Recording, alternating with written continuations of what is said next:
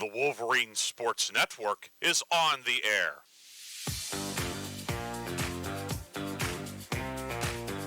He's going to keep the football. Drive for the goal line. It's a touchdown! The Wolverines have won it on the final play of the game. Touchdown East.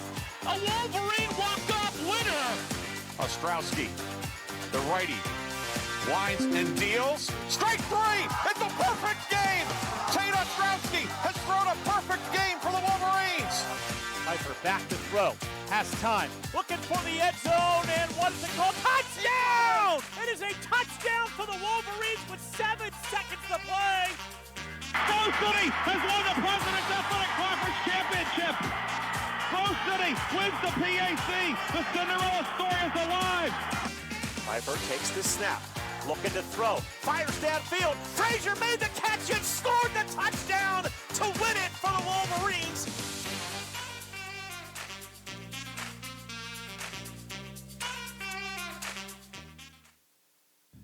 And we are back on the air here on the Wolverine Sports Network. Ryan Briggs with you here at Jack Behringer Field. Game 2, this doubleheader between Grove City and Westminster getting underway in a few minutes. The pitching matchup in Game 2 for Westminster, the starting pitcher will be Tyler Staub, making his third start of the season. He's 0-1, ERA of 10.67.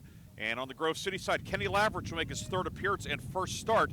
He's 1-0, ERA of 16.20. So both teams, going a little bit deeper into the pitching staffs here for game number 2. Westminster, of course, winning the opener 11-9. The starting lineups for this one, for Westminster, mostly the same lineup. A couple of minor changes here and there. But anyway, leading off, it's Logan Mrjenovic, the second baseman. Braden Campbell bats second and will play short. Chris Davis in left field hits third. David Kelly, the DH, will bat cleanup. Chase Tomko, who caught in Game 1, he'll play first base and bat fifth. Batting sixth is the center fielder, Derek Beach. Andrew Wolf in right will bat seventh. Braden Ziegler draws into the starting lineup. He'll catch and bat eighth. Parker Lyons at third base bats ninth. Mrjenovic, Campbell, Davis, Kelly, Tomko, Beach, Wolf, Ziegler, and Lyons. For Grove City, leading off is the third baseman, Sam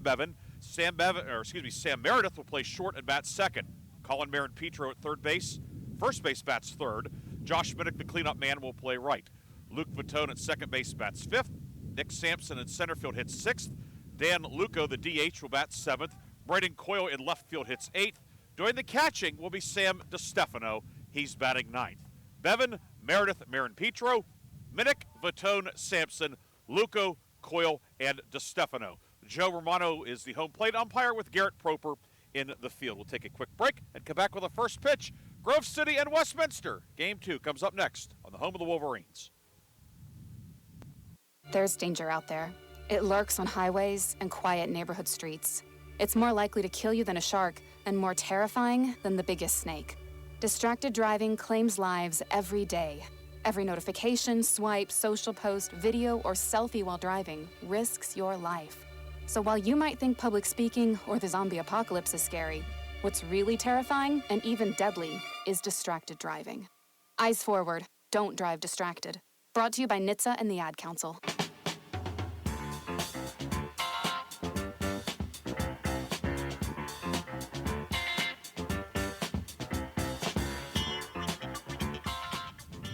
So Kenny Lavrich, the junior from Cranberry High School, Venango County, making his first start of the season. And you wonder how long he will go today, how much he is stretched out.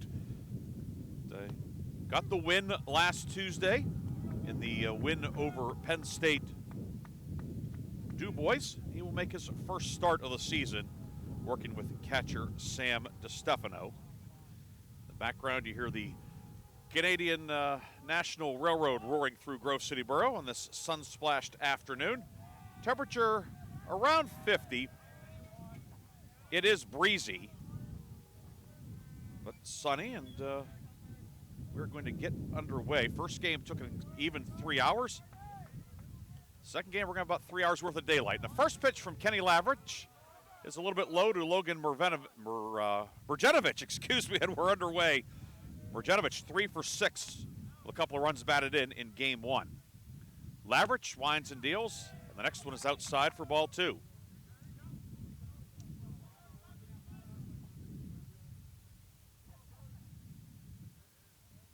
Lavrich out of the high set. The 2-0 fouled off. It's now 2-1.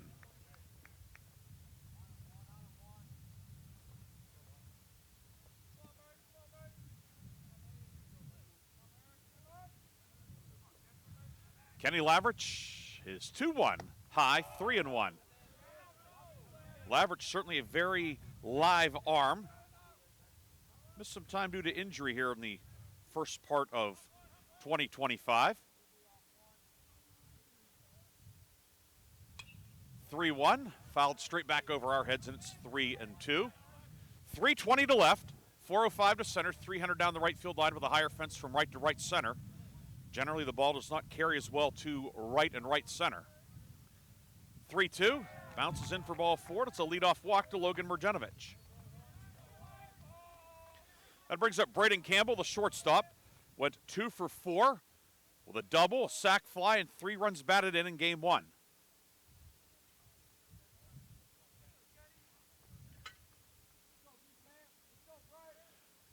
Wolverine defense is the same as it was in game 1, save for Sam DiStefano catching. Lavrich out of the high set. This one's bounced left side. One hopper. Meredith at short to second for 1, and the relay, not in time. Vatone had a bit of a double clutch trying to make the turn. Couldn't get it out of the mitt. So Campbell will reach on the force play. And that'll bring up Chris Davis, the left-hand hitting left fielder. Davis 0 for 4 with a hit batsman in game 1.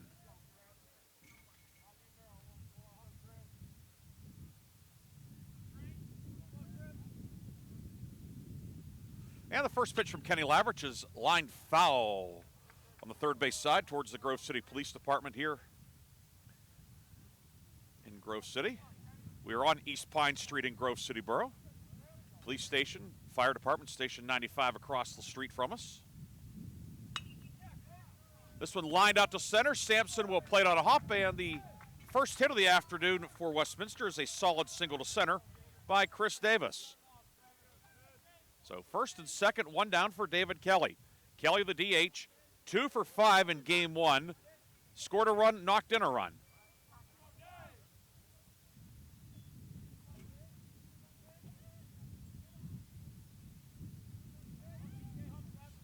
Sam Bevan, the third baseman, off the line behind the bag. Marin Petro, likewise at first. First pitch, swing and a miss. Kelly late on that one. It's 0-1 on the Westminster DH, David Kelly.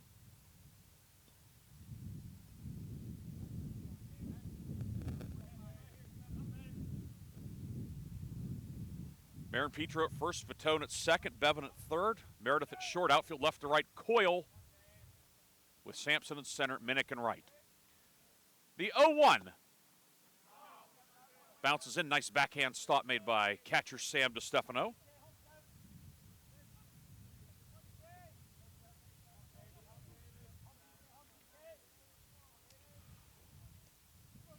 One ball, one strike, just underway in game 2. We get started at 4:31.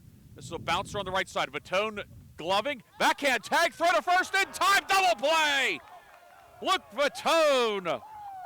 Some wizardry out in the field. Fielded the chopper, a backhand tag on the runner. Davis throws over to Kelly in time for the double play. A very nice 4-3 double play to end the inning. For Westminster, no runs, a hit, no errors, and 1 left. We've played a half inning in game 2 here at Jack Behringer Field. It's Westminster 0. Grove City coming to bat on the Wolverine Sports Network. Take a look under your bed. Find stuff under there? What about jobs? No? Now try your basement. There's a pair of overalls that overall you're not so into anymore. A perfectly good laptop that hasn't sat in your lap in months. And even more stuff, but still no jobs? Well, you really have both. See, stuff is defined as household articles considered as a group.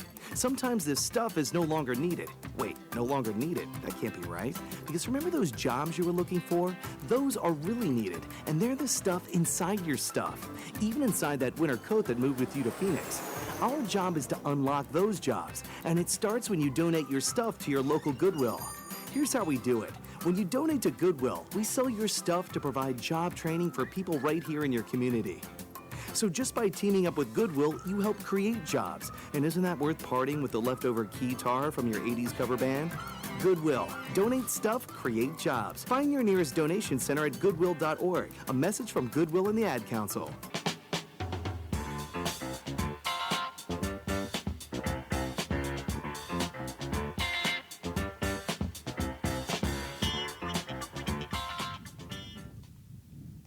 Tyler Staub making his warm-up tosses on the mound for Westminster. Staub, a junior out of Union High School over in the Newcastle area, the Scotties. Staub, as we said, this is start number 3 for him, his 5th appearance. 10.67 ERA, but 16 strikeouts in 14 in the third innings. And, of course, early in the season, you have one bad outing, I could really torpedo a man's earned run average. To Staub, the right-hander on the mound. He has hit 6 men this year. Sometimes you have to look a little deeper in the stats. He's hit 6 and walked 9 in 14 innings. So 16 strikeouts and then 15 free passes in 14 innings. So he certainly has filled the stat sheet. But he will face Bevan, Meredith, and Marin Petro here in the bottom of the first as Grove City looks to earn a split. Westminster winning the opener 11-9. Staub facing Bevan, who went 2 for 5 with a run scored. And he takes strike 1 on a breaking ball. Bevan 2 for 5, a couple of strikeouts, a triple, and a run batted in game 1. Also scored a run. Staub out of the high set. The 0-1. Bounces in. It's 1-1. Braden Ziegler doing the catching in game 2. The game 1 catcher, Chase Tomko, over at first. Mrjanovic at second. Lyons at third with Campbell at short. Outfield unchanged from game 2 as well, or game 1 as well here in game 2. The 1-1, low, 2-1. Davis in left, Beach in center, Wolf in right. And Beach is shaded several steps towards right center. 2-1. Line to right, Wolf on the run. He's not going to get there. It's going to be extra bases for Sam Bevan. A leadoff double to right for Sam Bevan. Sam Bevan, the reigning PAC pitcher of the week, has 3 hits today. He's making a bid for hitter of the week next week. So he's on for Sam Meredith. Meredith 2 for 4 with a walk and 2 runs scored in game 1. You'll note that a lot of guys playing in game 2 had pretty good days offensively in game 1. That's how you get an 11-9 game. Third baseman Lyons on the edge of the grass. Likewise, Tomko at first. Meredith bunts through it. It's strike 1. One thing to keep in mind is Tomko's been a catcher pretty much his whole life. He's not played a lot of first base. He's a very heady player, but again, he's played a position he's not played a ton in his career. The 0-1, and Meredith hits a roller to short. That allows the runner Bevan to go to third. Campbell up with it, throws across in time, so doesn't count as a sacrifice, but it's the same effect. Bevan goes to third on the play, 1 down for Colin Marin Petro. Marin Petro, grand slam in game 1. 2 for 4 with a couple of runs scored. Bats with a runner at third and 1 down. This is a chopper up the middle off the bare hand of Staub. Campbell behind the mound grabs it, throws over to first in time. Bevan scores on the play. Another run batted in for Colin Marin Petro. And the Wolverines have an early 1-0 lead.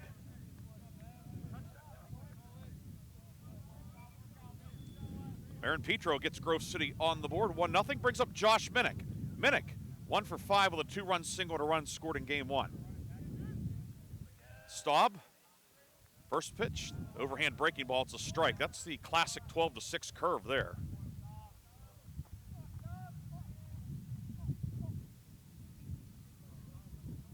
Right-handed hitting Minnick against the righty pitcher Staub. This one driven out to right center. Beach on the run. Had him played perfectly, and Minnick is retired. on a deep fly to right center. Grove City gets the early lead, however. Bevan doubles and scores on the Marin Pedro groundout. A run, a hit, no errors, nobody left. Through one in game two. Grove City on top 1-0 on the Wolverines Sports Network. My name is Bobby. I'm a veteran and lost my leg to a roadside bomb. My victory was going from a wheelchair to becoming a weightlifting champion. I'm Sam. I'm a veteran. My victory was finding a career I can be proud of and supporting my family. America's veterans are on their most important tour, the tour of their lives. I'm a veteran. My victory was going from homeless to home. At DAV, we're on a mission to help veterans get the benefits they've earned. I'm a veteran, and my victory was finishing my education. DAV offers veterans of all generations a lifetime of support for victories great and small. My victory was proving that disability is not a limitation. My victory was getting my service dog a new best friend. We help more than 1 million veterans every year as they face and conquer their challenges. My victory is being able to be there for my family. When America's veterans win, we all win. Help us support more victories for veterans. Go to DAV.org.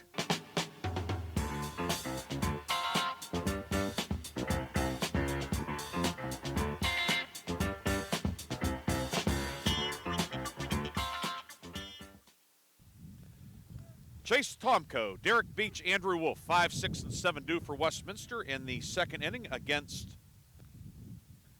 Kenny Lavridge. Full day of action in the PAC in terms of baseball. Some softball, too. Teal leading Franciscans 7-0 in the fifth of game one. We saw the Tomcat softball team Saturday. Grove City getting a sweep 2-1 and 10-0 Saturday. Franciscan defeated Waynesburg in game one, 7, 6, and 11 innings. Barons rallied for the win there. Chase Tomko standing in against Kenny Lavridge. And Lavridge's first pitch is skied to left center. Sampson on the run, still on the run. This one's going to one-hop the fence. Tomko will cruise into second with a double. Chase Tomko's second double of the doubleheader. So he's now 2 for 5 in the twin bill, and Westminster has the tying run on in scoring position with nobody out.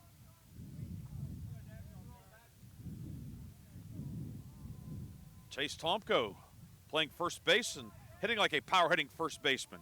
Thought I'd bring up Derek Beach. Speaking of power, he hit a 2-run homer in game one. Lavridge's first pitch to Beach is foul on the third base side, past head coach Patrick Riley in the third base box. Hunter Alexander coaching first for the Titans. Beach 1 for 3 with a 2-run homer and 2 walks in game one. Kenny Lavridge making his first start of the season. The high set, and the 0-1 is outside for a ball, 1-1 on the Titusville product.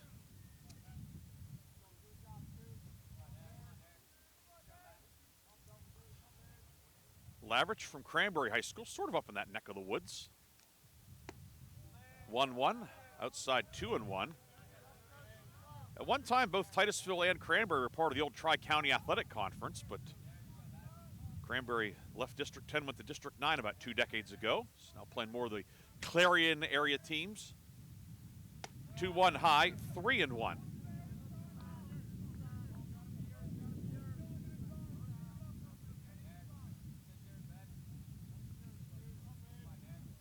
A few more clouds have moved in, still mostly sunny here today. 3-1. On the outside corner, it's a strike. Beach took a half step towards first, trying to perhaps buy the ball 4 call, but it is strike 2. 3-2 on Beach. Lavridge out of the high set. Checks the runner, Tomko at second. The payoff pitch is low for ball 4. Second walk of the afternoon for Kenny Lavridge. 2 on, nobody out for Andrew Wolf. Wolf, 2 for 4 with a triple and a walk in game one. Was caught stealing twice, both times 2 to 6, but once at second, once at third. An eventful day certainly for him, like just about everybody else in game one. Bevan, the third baseman, on the cut of the grass. Wolf shows bunt, puts down the bunt up the third base line. It goes foul.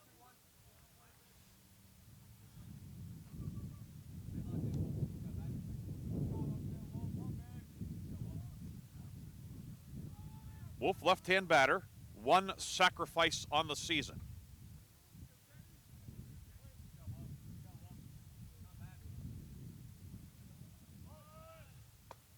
The bunt, or pull back, and it pops out of the mitt of DeStefano. That will be a passed ball, and the runners move up. It's now 2 men in scoring position with nobody out. The count 1-1.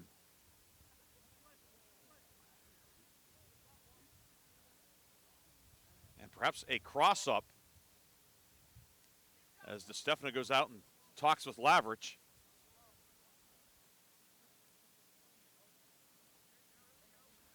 The count is a ball and a strike on Andrew Wolf.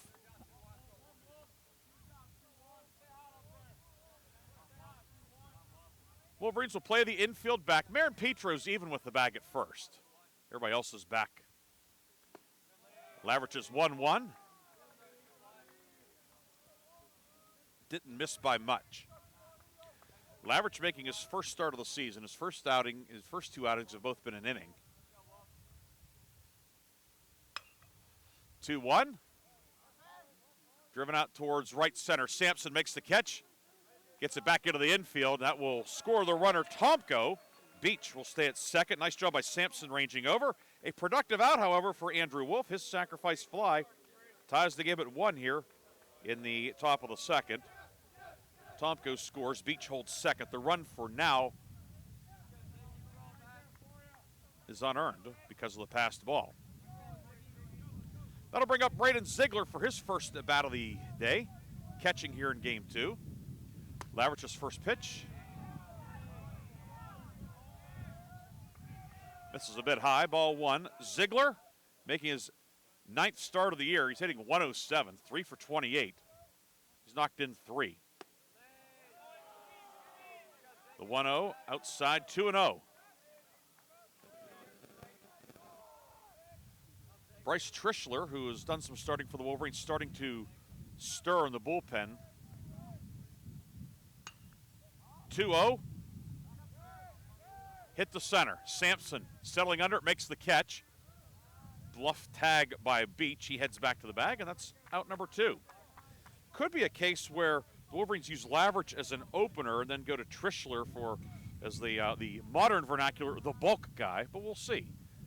And Trischler, he's not throwing yet. He's kind of just doing some various stretching, etc. So it could be a case of maybe try to get Lavrich through 2 or maybe 3 and then go to him. Well, we'll see what happens. 2 down for Parker Lyons.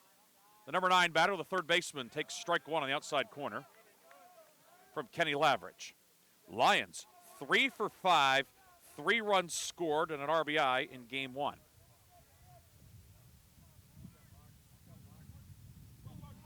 Beach at second, runs well. He would be the go-ahead run here in the top of the second. Breaking ball is foul on the first base side out of play, and it's 0-2 on Parker Lyons. Luke Vito, Nick Sampson, Dan Luco, 5, 6, and 7 in the Grove City order due in the bottom of the inning.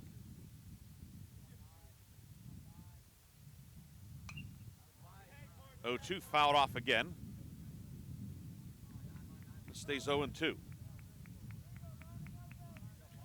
Glad you could spend your Tuesday with us, watching or listening wherever you are. You're on the way home from work now. 0-2 from Lavrich. Breaking ball, and this one's hit the left. Braden Coyle is there, has it measured, and makes the catch for out number 3.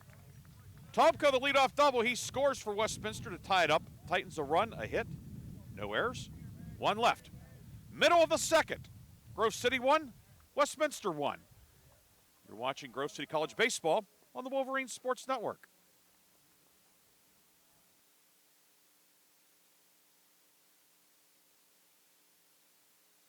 Hey, wouldn't it be great if life came with a remote control? You know, you could hit pause when you needed to, or hit rewind. Like that time you knocked down that wasp's nest. Uh-oh. Or that time you forgot to roll up your windows in the car wash. Fantastic.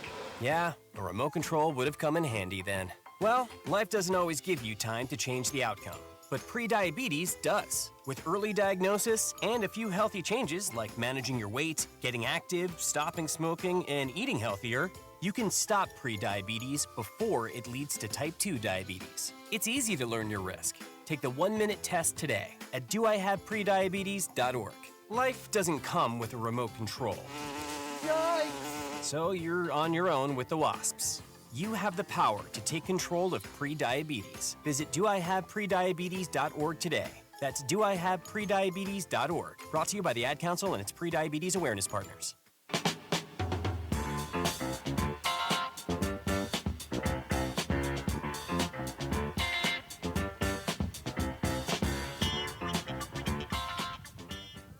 Luke Vitone will lead off for Grove City against Tyler Staub. Vitone, Sampson, Luco for the Wolverines. Vitone 0 for 4 with a walk and a stolen base in game 1. Staub out of the high set. The first pitch is inside for a ball as we're just underway in the bottom of the second.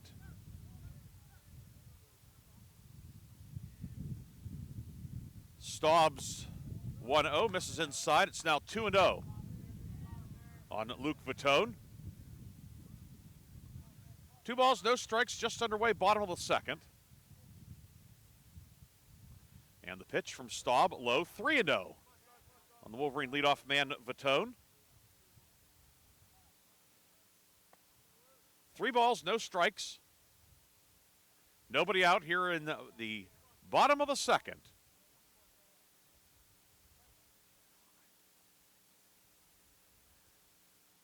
The 3-0 from Staub, misses for ball 4, a 4-pitch walk. It's Vitone on for the second straight plate appearance.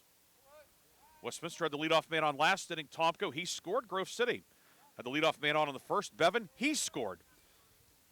So 3 straight half innings, which the leadoff man has scored. Brings up Nick Sampson, the Wolverines center fielder. Sampson, 1 for 4 with a walk and a stolen base in game 1. Staub's first pitch high for a ball, 1-0. We know our score graphics is 2 outs, but there are no outs in the second. Staub set at the letters. That one low, 2-0. So, Staub, 10 walks on the season in 15 and a third innings. Vitone, average lead at first. 2-0 is a strike at the belt, now 2-1 on Nick Sampson. Sampson, the Wolverine center fielder, right-hand batter, slightly open stance. 2-1, strike at the knees, now 2-2. Nick recently celebrated a birthday.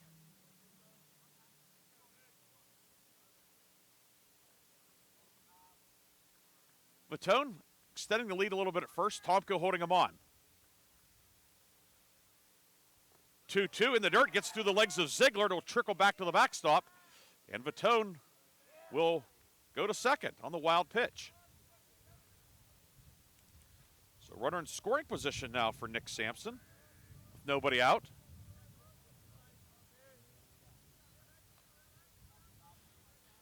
Three balls, 2 strikes. Nobody out in the second.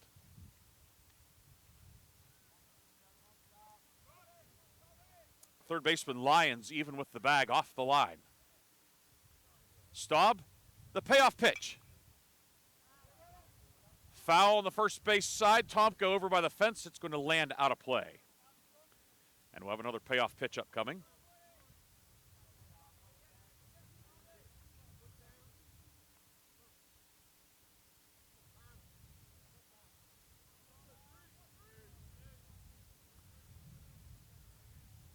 One bottom of the second here at Jack Behringer Field. Take a look at the PAC scoreboard this half inning. Big win for Franciscan today in game 1. The 3-2, high ball 4. Back-to-back walks. They'll bring up Dan Luco, the DH.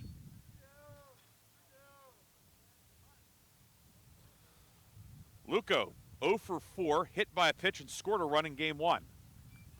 And we'll have a visit to the mound from Westminster head coach Patrick Riley. That will give us a chance to look at the PAC scoreboard. The Game 1 finals from today, of course, our game here, Westminster holding on 11-9. Franciscan was down 6-1 against Waynesburg University, rallied to win in 11, 7-6. St. Vincent defeated Geneva 6-2. W&J over Teal 9-3. Bethany and Chatham, of course, playing tomorrow.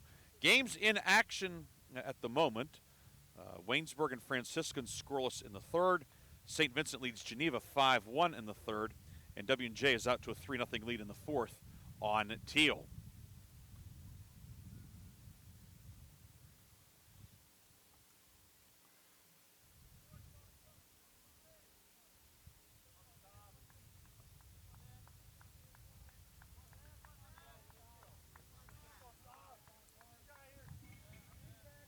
Dan Luco, the sophomore outfielder from Franklin Regional, does not have a sacrifice this year. Quarter infielders are on the cut of the grass. Lions at third, Tomko at first. Staub, the high set, checks the runners. And the first pitch, this one's looped to left. It's going to parachute in for a base hit. Fatone rounding third on the way home. He will score easily. Dan Luco jumps on the first pitch. And Grove City has a 2-1 lead. So after back-to-back walks, Luco thought he'd get a pitch he could do something with, and he did. Drops the single into left field for a base hit. Sampson stops at second. Fatone scores. And that'll bring up Braden Coyle. Coyle batted in the leadoff spot in Game 1, went 0 for 3 before being lifted for a pinch hitter. Staub. Pitch is high and tight. Coyle showed bunt and pulled back. Throw down to second by Ziegler. Chases Sampson back to the bag. The count is 1-0 on the Grove City left fielder, Braden Coyle. Coyle does not have a sacrifice this year. In fact, Grove City just 4 on the season. Bunt fouled off the plate. Count even now at a ball and a strike.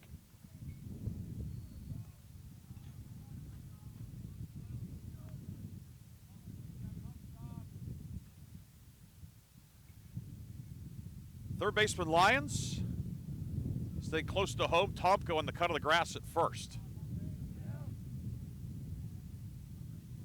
Staub, the high set.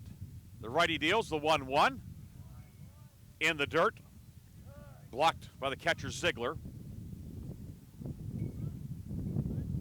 It's now 2-1. As the wind, which had died down for a while, has returned with a vengeance. 2-1 high, 3-1.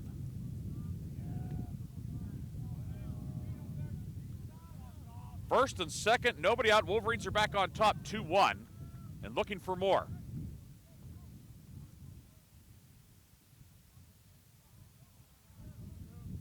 The 3-1 from Staub on the way. That one's on the outside corner for a strike, 3-2 now. We've had no shortage of 3-ball, 2-strike counts today. Game 1 was chock full of them, and another payoff pitch coming to Coyle here. Nobody out on the second. The pitch. Misses outside, and the bases are loaded. Third walk of the inning, and it brings up Sam DeStefano. DeStefano went 4 for 5 in his start Saturday at Chatham. He has a chance to do some major damage here. DeStefano hitting .304 this year, 7 of 23. He's knocked in 8.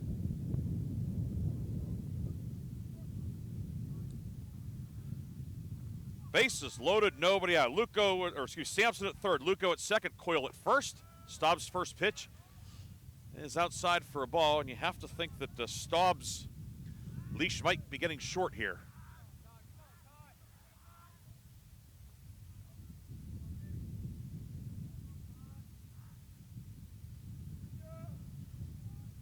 Staub, the high set, the 1-0.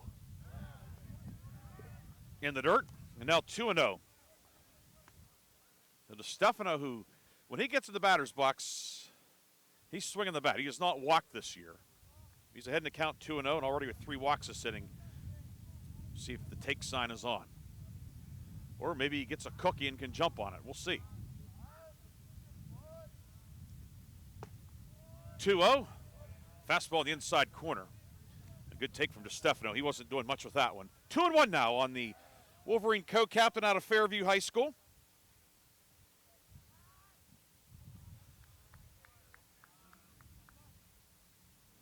Two-one from Staub. And this one is line to left. It's a base hit. Sampson scores. Everybody moves up 90 feet. Sam DeStefano coming through again. And it's 3-1 Grove City. Sam DeStefano, a run scoring single to left. 3-1 Grove City, and back to the top of the order for Sam Bevan. Bevan doubled and scored in the first.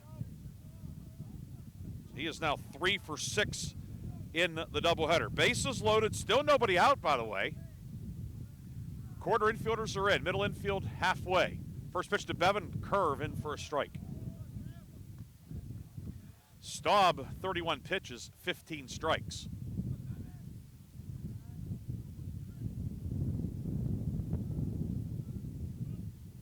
Staub out of the high set. And the pitch, breaking ball, skied out into short right. Mrjenovic, the second baseman, going out, makes the catch for out number 1. And a big first out here in the bottom of the second. One down for Sam Meredith, grounded out to short last inning.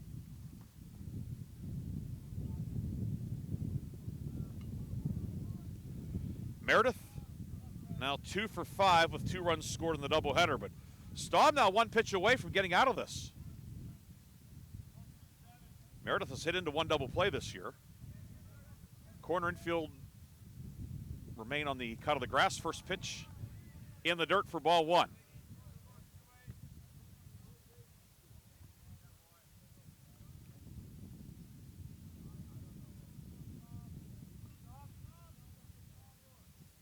Staub out of the high set. This one bounced to the right side. No, able to flag it down as the second baseman, throw it to first. And Tomko able to get the foot back in the bag. Throw across, gets away. Coming home and scoring on the play will be Braden Coyle. Ends up 2 runs score on the play, 1 RBI. Luco scores, then Coyle will score on the air. DeStefano ends up at third on the play. There are now 2 outs, but the Wolverines add on to the lead, getting 2 more home.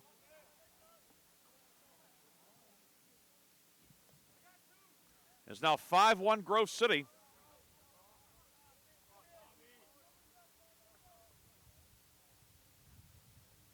As the throw across from Tomko skipped past Lyons.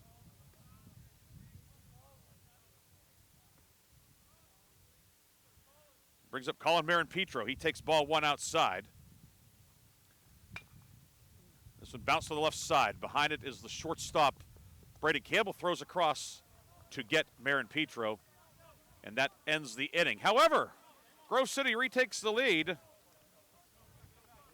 as the Wolverines get 4 runs on 2 hits.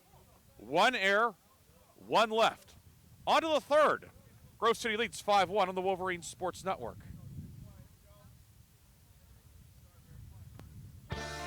My name is Bobby. I'm a veteran and lost my leg to a roadside bomb. My victory was going from a wheelchair to becoming a weightlifting champion. I'm Sam. I'm a veteran. My victory was finding a career I can be proud of and supporting my family. America's veterans are on their most important tour, the tour of their lives. I'm a veteran. My victory was going from homeless to home. At DAV, we're on a mission to help veterans get the benefits they've earned. I'm a veteran, and my victory was finishing my education. DAV offers veterans of all generations a lifetime of support for victories great and small. My victory was proving that disability is not a limitation. My victory was getting my service dog a new best friend. We help more than 1 million veterans every year as they face and conquer their challenges. My victory is being able to be there for my family. When America's veterans win, we all win. Help us support more victories for veterans. Go to DAV.org.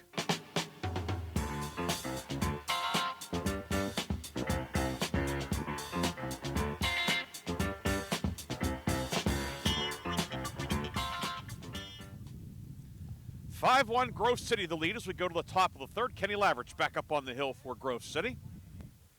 And Westminster has the top of the order due. Logan Mrjenovic, Braden Campbell, and Chris Davis. Mrjenovic walked in the first.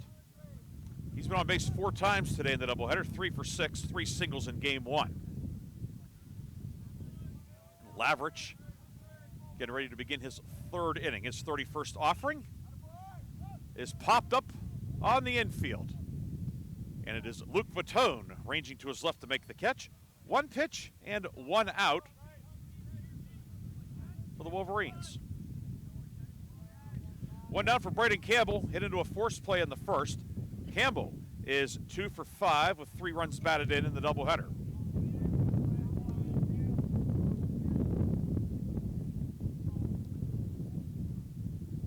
Kenny Lavrich, first pitch outside for a ball. Wolverines are in the white jerseys today, red numbers and letters. Outline in black, red trim. Westminster, the navy tops, white numbers and letters, gray pants, white trim for the Titans. The 1-0 hit the center. Nick Sampson drifting back, makes the catch for out number 2. So Lavrich very economical so far, 2 outs on 3 pitches. Brings up Chris Davis, who singled in the first. Davis 0 for 4 with a hit by pitch in game 1. One of the 2 left-hand batters in the Westminster lineup here in game 2. He fouls off that one.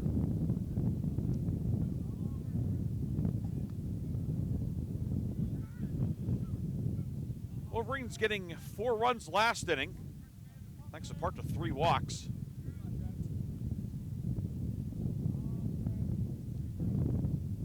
Oh, 1 is high, 1-1 now on Chris Davis. Kenny Lavrich making start number 1 of the season. He's done a little bit of pitching in his first 2 years. He's also played some third base. 1-1 outside, 2-1. Pinch ran in a game this year also. So a guy that literally has done a little bit of everything in his 2+ seasons at Grove City. 2-1, fouled off. It's now 2-2.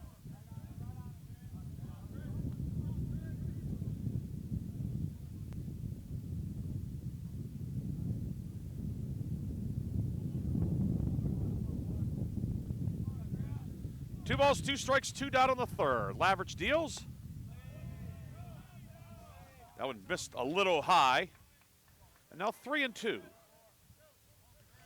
on Chris Davis. Open stance for the left-hand batter. 3-2, foul off on the third base side again. Here along East Pine Street in Grove City Borough. Out beyond left field, Don Lyle Field, the Grove City women's lacrosse team practicing. Wolverines will be at Allegheny tomorrow at 5 o'clock in a big PAC matchup. 3-2 is high, ball 4, Davis works a 2-out walk. That'll bring up the designated hitter, David Kelly. Hit into a 4-3 double play, inning-ending double play last inning. Kelly, a couple of hits in game 1, so he's 2 for 6 in the doubleheader. Kelly, right-hand hitting DH. Lavrich's first pitch is a bit high for a ball, 1-0.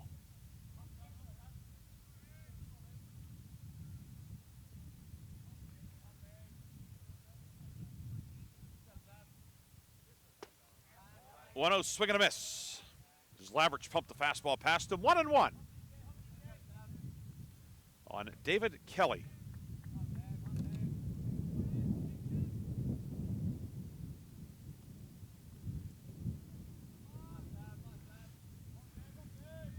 Feel the wind shifting some. It's now kind of blowing out from right to left.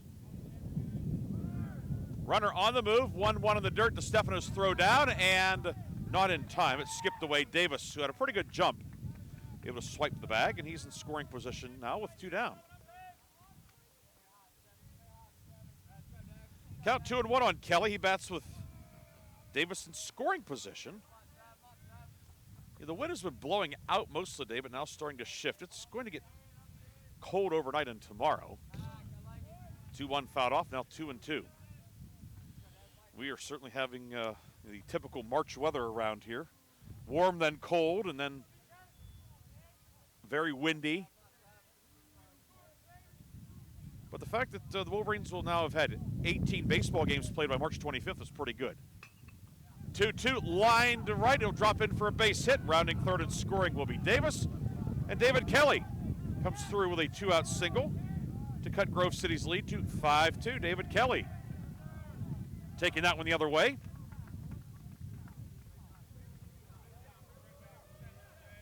I'll bring up Chase Tomko, doubled and scored last half inning.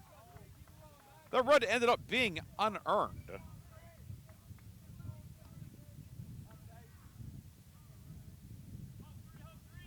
Because of the passed ball.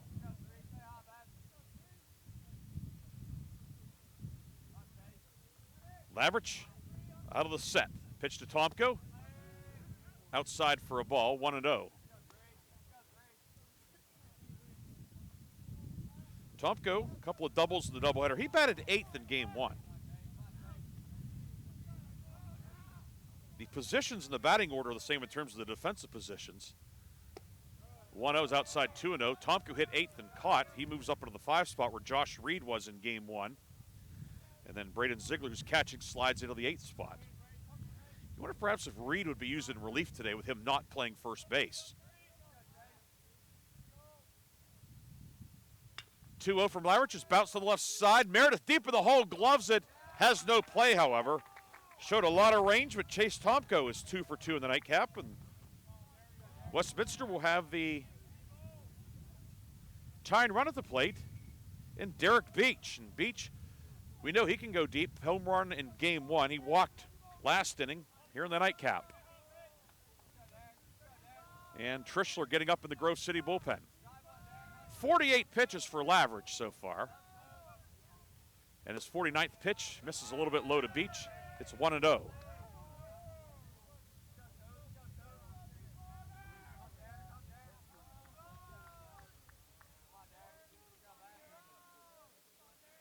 Out of the high set, Lavrich's 1-0 is a strike, 1-1.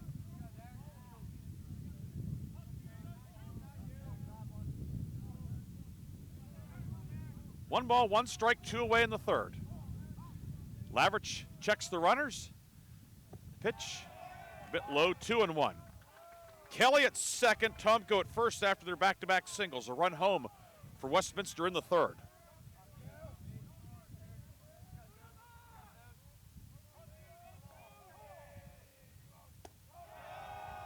Two-one, misses off the plate, 3-1.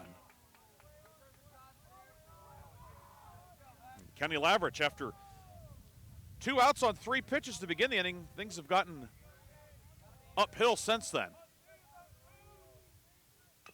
3-1, chopped foul.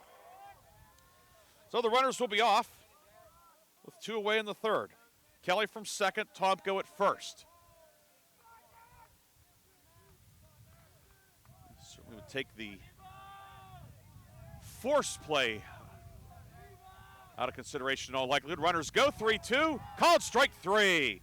Kenny Lavrich put that one on the inside corner. Beach goes down looking, and that ends the threat.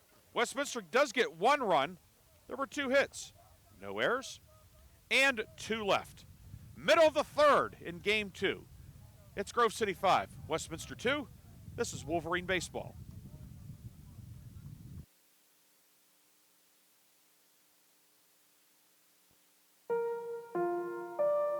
When is the best time to talk to your family about staying in touch during a disaster?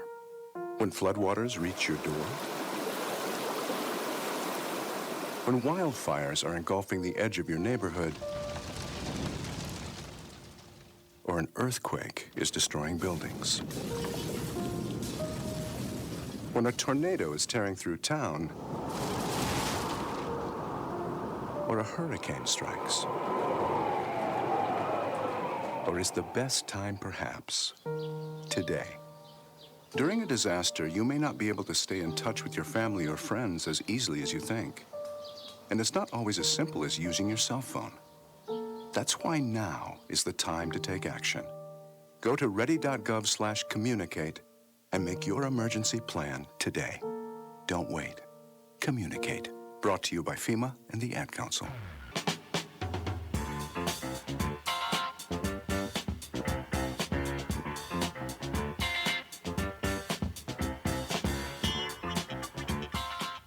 Middle third of the Grove City Order due here in inning number 3. Josh Minnick, Luke Vitone, and Nick Sampson. Minnick flew out to center in the first. He is 1 for 6 in the doubleheader. Had a 2-run single in the 7th in game 1. Westminster took the opener 11-9. Grove City leads the nightcap 5-2. And Tyler Staub's first pitch is low for a ball.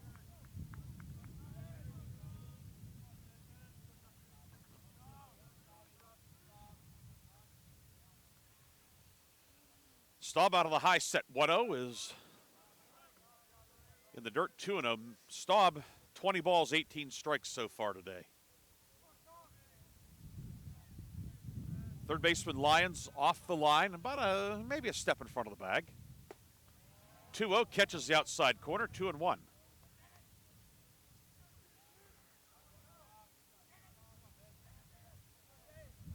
Outfield shading Minnick the other way a couple of steps. 2-1 outside, 3-1.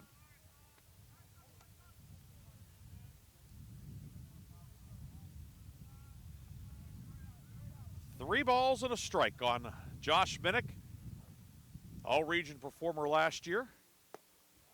He takes ball 4. A leadoff walk. Going to bring up Luke Vitone.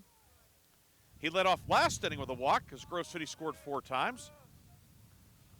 Vitone, he's walked in each of his last 2 plate appearances, officially 0 for 4 on the day. Minnick, decent lead over at first, held on by Tomko. First pitch is a strike to Vitone.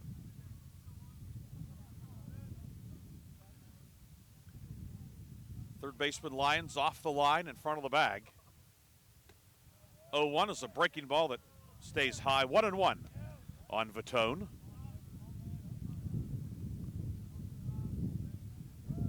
Minnick inching off the bag over at first.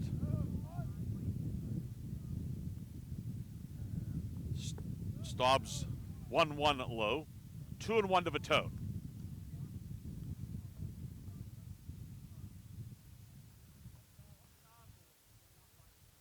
Two balls and a strike.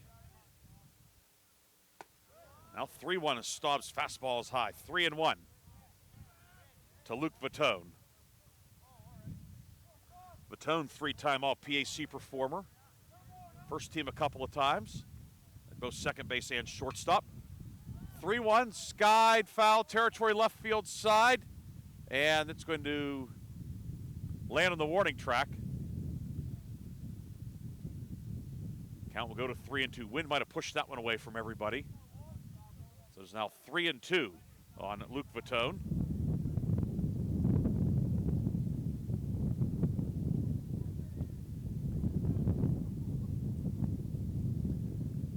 Three-two forthcoming. See if Minnick's on the move. And the pitch from Staub. Fouled straight back again, and we'll have another payoff pitch coming from Tyler Staub.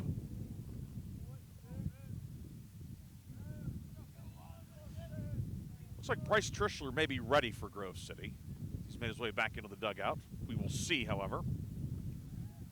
3 balls, 2 strikes, nobody out, bottom 3. Pitch from Staub in the dirt, ball 4, and back-to-back walks. And that's going to be the end of the afternoon. It would appear for Staub as Westminster head coach Patrick Riley will purposely walk out of the first base dugout to the pitcher's mound. And that is the 5th walk of the afternoon for Staub, and that's going to be it for him. Pitching change for Westminster. We'll tell you about the new pitcher when we come back. Grove City on top, 5-2 on the Wolverine Sports Network. Welcome back to the Dog Show. Up next, we have Satchmo. Satchmo is a member of the Shelter Pet Group. That's right, a group known especially for their couch-snuggling, ball-chasing, face-licking, tail-wagging, backyard-hanging, and, of course, companionship. And what breed would you say Satchmo is? I'd have to go with maybe a lavish terrier-hound chihuahua-looking kind of mix. Tremendous dog. I'd also like to point out Satchmo's coloring, a white, gray, brown, black brindle, simply marvelous. You know, it's such a treat to watch a dog like this. Now, let's see him in action. Look how he makes eye contact with his person. That's actually known as the treat stare. How intuitive. And now he appears to be excitedly turning in circles. Ah, the happy dance, so common with this group. And finally, the loving face lick. It's great how he just gets in there and, well, licks. Fantastic. But really, the best way to know an amazing shelter pet like Satchmo is to meet one. Visit theshelterpetproject.org today. Adopt. Brought to you by Maddie's Fund, the Humane Society of the United States, and the Ad Council. This is why you work so hard to pay the mortgage. Because home is more than 4 walls and a roof. It's that porch swing on a summer night.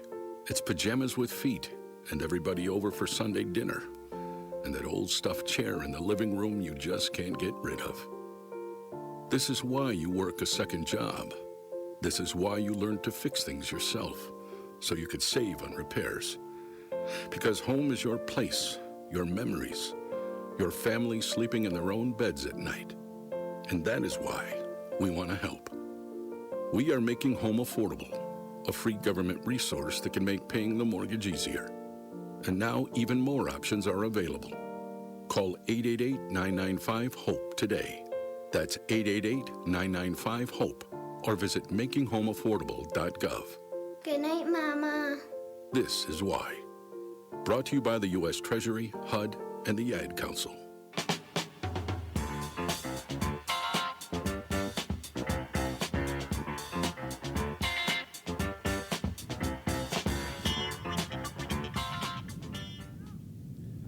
Dwight Parker, the senior right-hander from Youngstown, and Liberty High School will come on to face Nick Sampson. Appearance number 6 for Parker this year. No record ERA of .675.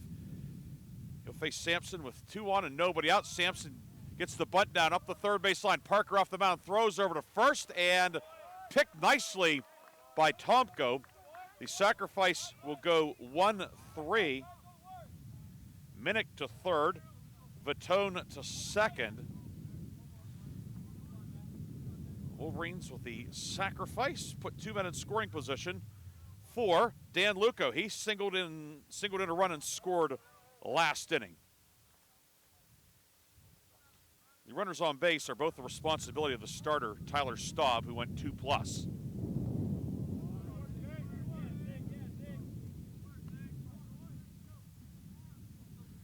He went 2, gave up 3 hits, 5 runs so far, 4 of them earned, 5 walks and no strikeouts. Parker set at the belt, the 1-0 to Luco on the way. Here it comes. Low, 2-0, blocked by the catcher Ziegler.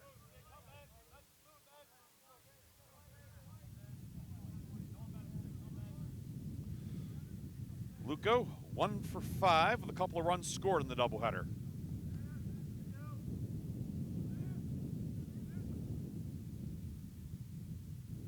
The 2-0. Misses now 3-0. Infield in all the way around with 1 down. Braden Coyle, who walked and scored last inning, is on deck. Parker's 3-0. Swing and a miss. Luco comes up empty on that one, now 3-1. I don't know if he necessarily had the green light.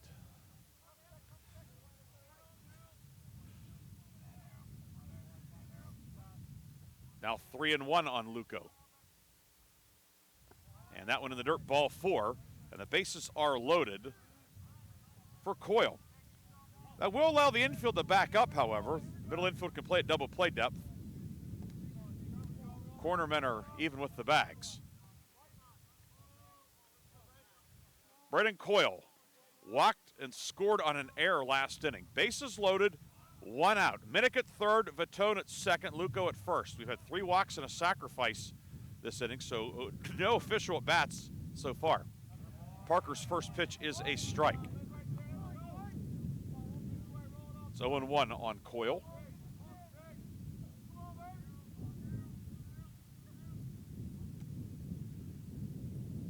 Parker pitching out of the stretch. Set at the belt. The 1-0. Rolled on the left side. Shortstop. Campbell to second. Mrjetovic on to first. In time. Double play.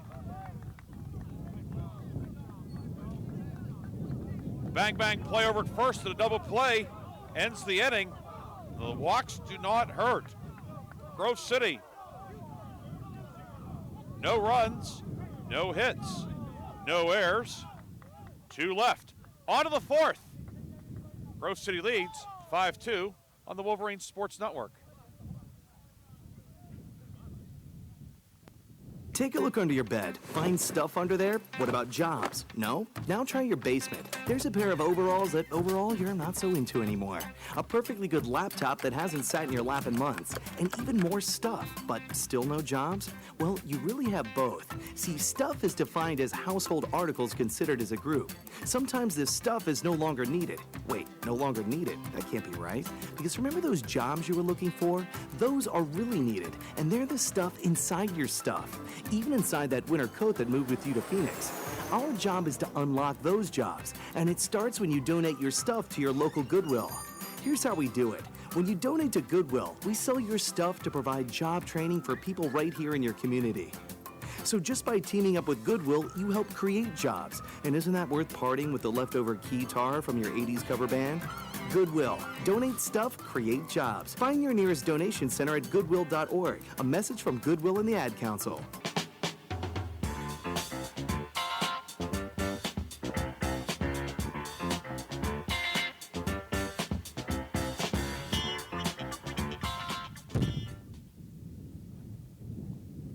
Kenny Lavrich getting ready to start the 4th inning. It will be 7, 8, and 9 for Westminster due in the 4th. Andrew Wolf, Braden Ziegler, and Parker Lyons. 5-2, Grove City with the lead. 5 runs, 3 hits, no errors for Grove City. Westminster 2 runs, 4 hits, and an error. Westminster stranded 4 men. Grove City is left on 3. And the first pitch to Wolf is going to get through for a base hit on the right side. Found the hole, and a leadoff hit for Andrew Wolf. He had a sac fly back in the 2nd, so he's 1 for 1 in game 2. Brings up Braden Ziegler, the catcher, flew out to center in the 2nd. His first at bat of the day.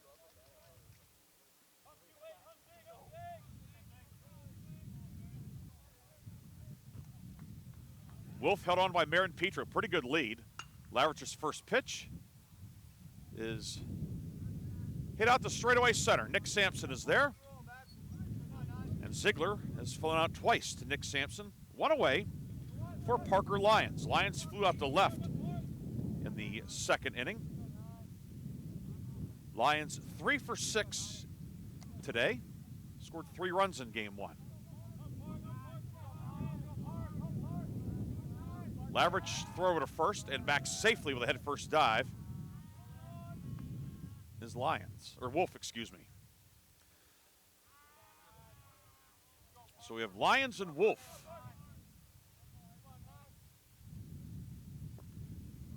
First pitch is low for a ball to Parker Lyons, 1-0.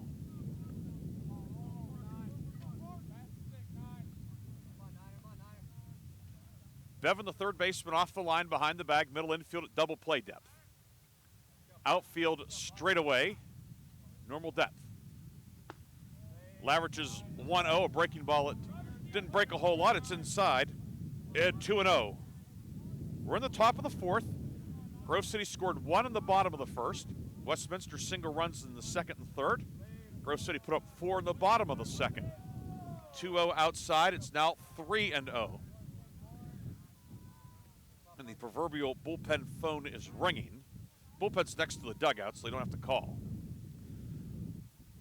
The 3-0. Strike down the middle, now 3-1. Lavrich has thrown 60 pitches. Don't know necessarily how much he's been stretched out. He had the early season injury. Coming back and certainly good stuff. 3-1's a strike at the knees, now 3-2.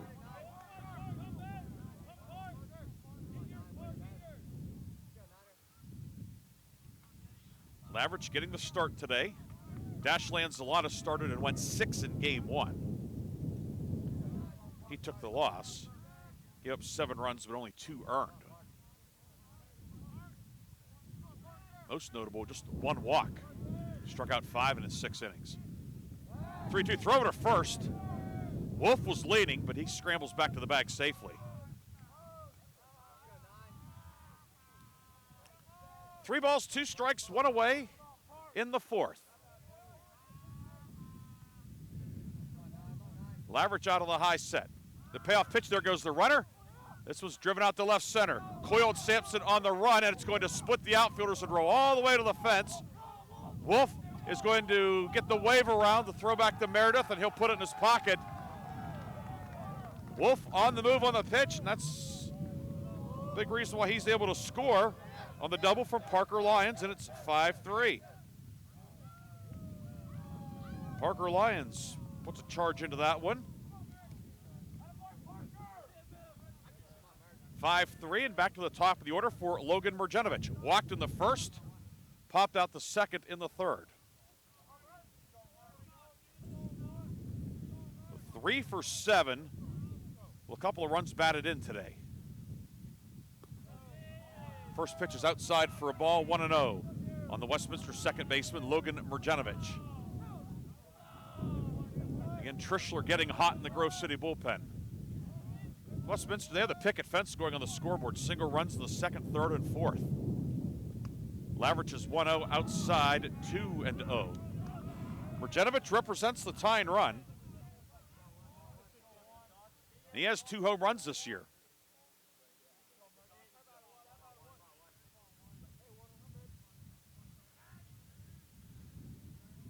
Lavrich the 2-0.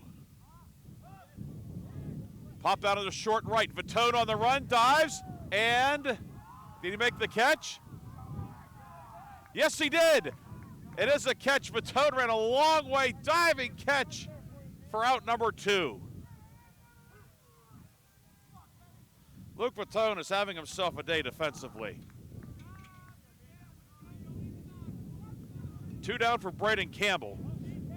Vitone caught that almost on the right field line, probably 60 feet out into the outfield. Marjanovic frustrated. You could say he was robbed. Now 2 outs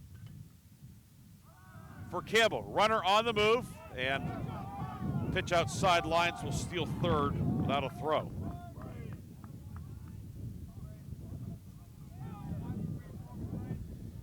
Campbell, 2 for 6 in the doubleheader with 3 runs batted in. Bassler with a runner at third, but now 2 down. That pitch in the dirt, it's 2-0 on Campbell. Davis the lefty on deck. I certainly think that if Campbell reaches, we'll see Trishler. This one bounced up the middle. Meredith to his left near the bag. Gloves it, throws over to first in time to end the inning. Some good defense from the Wolverines, highlighted by the Marjanovic play, or the play to Rob Marjanovic by Vitone out in right, ending the inning. Westminster does get a run. 1 run, 2 hits, no errors, and 1 left. We head to the bottom of the 4th. It's Grove City 5, Westminster 3. You're watching Game 2 of today's doubleheader on the Wolverines Sports Network.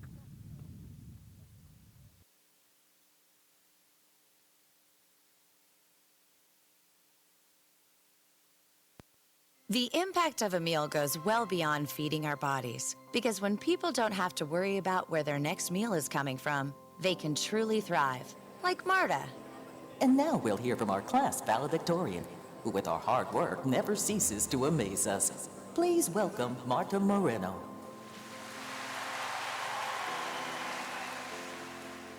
And Alex. Hey, Alex, how did the interview go? I did it! I got the job! I can't believe it! I knew it. Let's meet up later to celebrate. And Diego. Mom! I got first place at the science fair with my volcano project. That's amazing, sweetie. Congratulations. Because when people are fed, futures are nourished, and everyone deserves to live a full life. Join the movement to end hunger at feedingamerica.org/actnow. feedingamerica.org/actnow. A public service announcement brought to you by Feeding America and the Ad Council.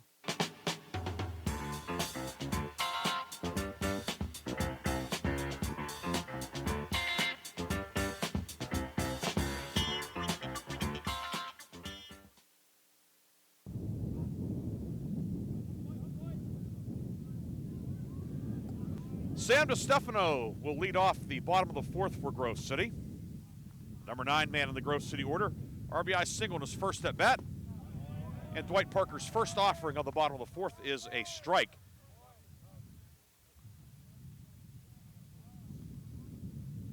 DiStefano, right-hand hitting catcher. This one's fouled off. It's 0-2 on DiStefano. The line for the starter for Westminster, Tyler Staub, 2 innings, 3 hits, 5 runs, 4 earned.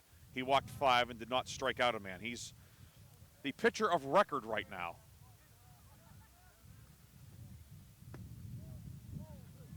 The 0-2 is a breaking ball outside, 1-2 on DiStefano.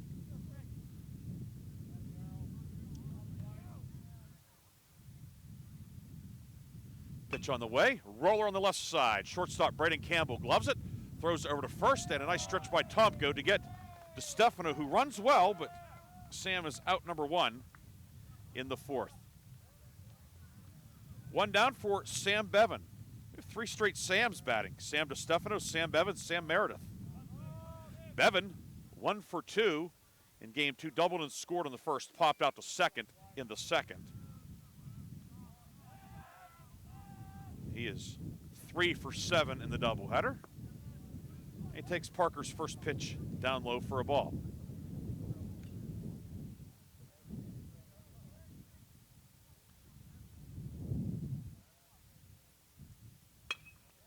Bevan lines this one to center, drops in for a base hit. Sam Bevan on base for the second time in the nightcap. So a runner on first with 1 down for Sam Meredith. 0 for 2 with an RBI in game 2. Grounded out to second. That scored a run. Meredith, right-hand hitting shortstop out of Cannon McMillan. He takes strike 1 from Parker. Meredith 2 for 6 with a couple of runs scored in today's games.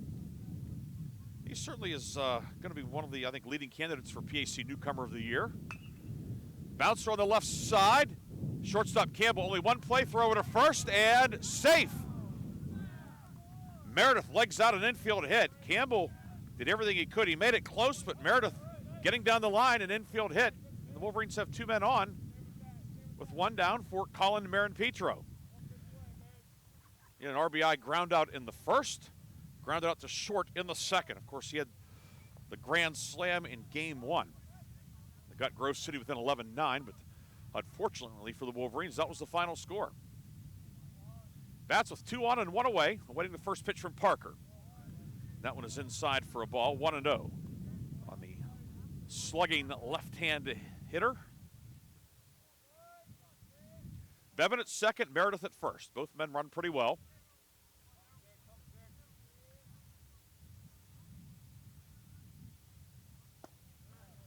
One misses a little low, or the 1-0 misses a little low, 2-0 now.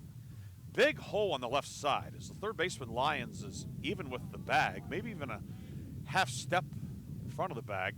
Shortstop Campbell was shaded towards the bag. We saw Marin-Petro single the other way in game 1. 2-0, and he hits one the other way to left. That's good to hang up there, as making the catch is Chris Davis, the left fielder, for out number 2. Marin-Petro was thinking the other way, but got under it, and that's the second out on the fourth. 2 down for Josh Minnick. Flew out in the first, walked in the third. Minnick is 1 for 5, or went 1 for 5 in game 1 with a 2-run single. Wolverines would love to at least get one back here. Westminster scored single runs in the last 2 innings.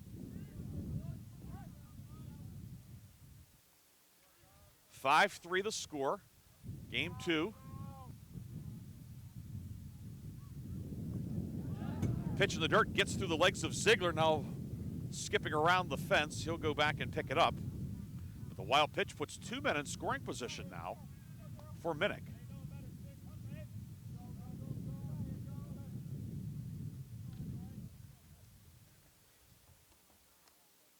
Minnick, right-hand hitting right fielder. 3rd year as a starter for Grove City. He was the opening day DH last year, but had the bulk of the starts in right field. The 1-0 from Parker. Fouled out of play, 1-1 to the Cumberland Valley grad.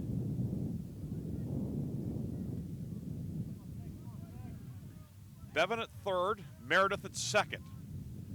Meredith getting a pretty decent lead out at 2nd. Parker's 1-1. Poked foul. And now 1-2 on Minnick. Westminster in the 5th will have the heart of the order do Davis, Kelly, and Tomko 3, 4, 5.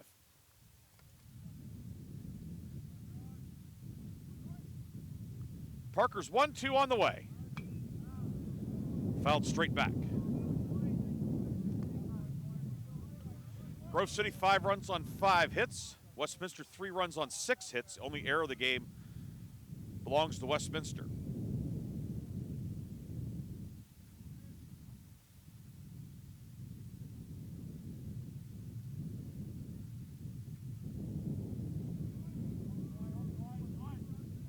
Two on, 2 away. 5-3 the lead for Grove City. Parker set at the belt. 1-2. Did Minnick hold up? Yes, he did. 2-2. Westminster dugout thought he went, but didn't look like he did from here. Oh, they thought about foul tip, maybe. I don't know. Instead, it's 2-2.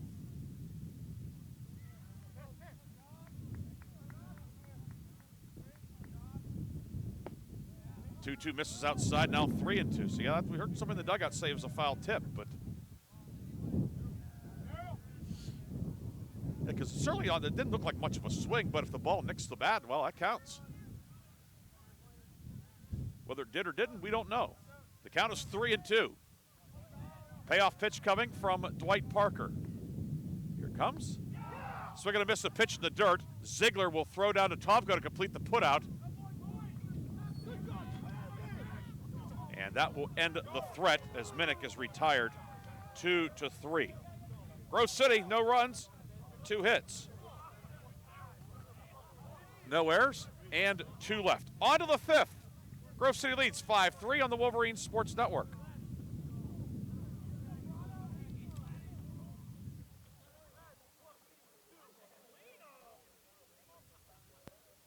My name is Jim. I'm a veteran, and I lost both legs in Vietnam. My victory was proving that disability is not a limitation. I'm Julius. I'm a veteran. My victory was going from homeless to home. At DAV, we're on a mission, helping veterans of all generations get the benefits they've earned. I'm Cece. My victory was finishing my education. When America's veterans win, we all win. Help us support more victories for veterans. Go to DAV.org.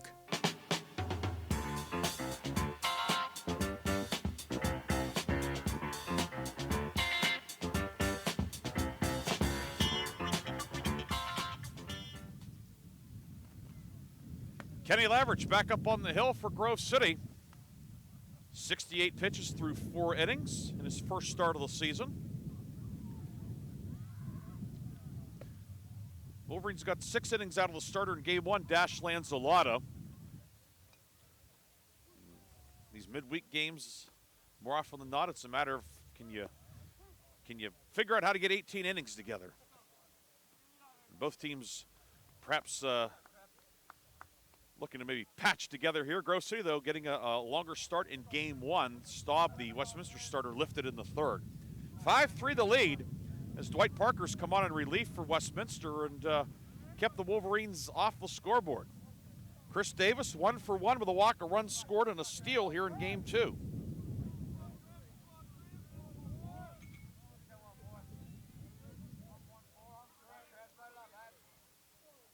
First pitch to Davis is a strike on the outside corner from Kenny Laveridge.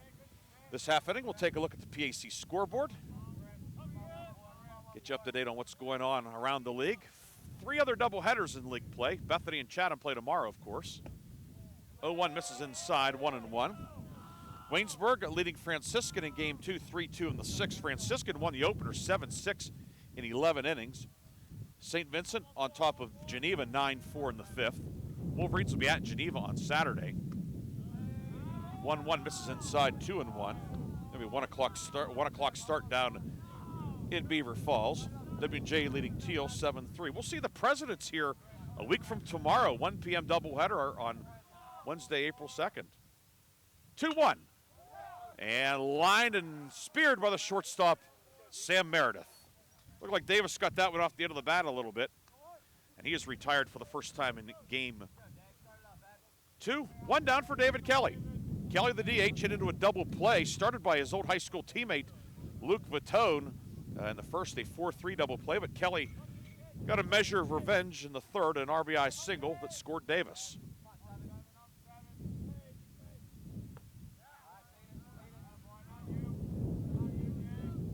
Laverich's first pitch is a breaking ball strike. Wolverines have to like a lot of what they've seen from Laverich today. And maybe we put the whammy on him there. That pitch, a breaking ball that did not break at all. A hit by pitch. So Kelly will reach with 1 out. Now Chase Tomko's doubled and singled here in game 2. Will stand in the batter's box representing the tying run. Going to hold the Wolverines, looking for another option in the starting rotation, and Laverich certainly has put forth a pretty good first impression. First pitch is a breaking ball strike, 0-1.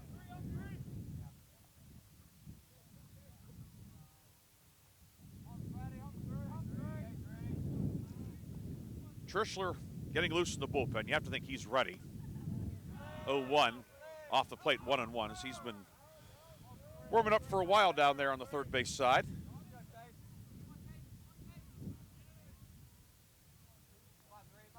Kelly held on at first by Marin Petra. 1 on, 1 out on the 5th. Laverich's pitch, swing and a miss. Had Tomko out in front of that off-speed pitch. Now 1-2.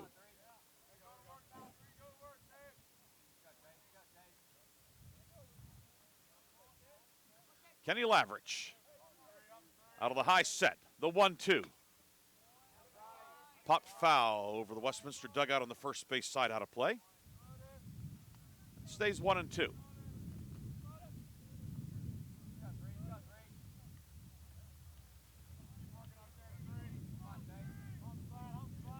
Bevan behind the bag off the line at 3rd, middle infield at double play depth.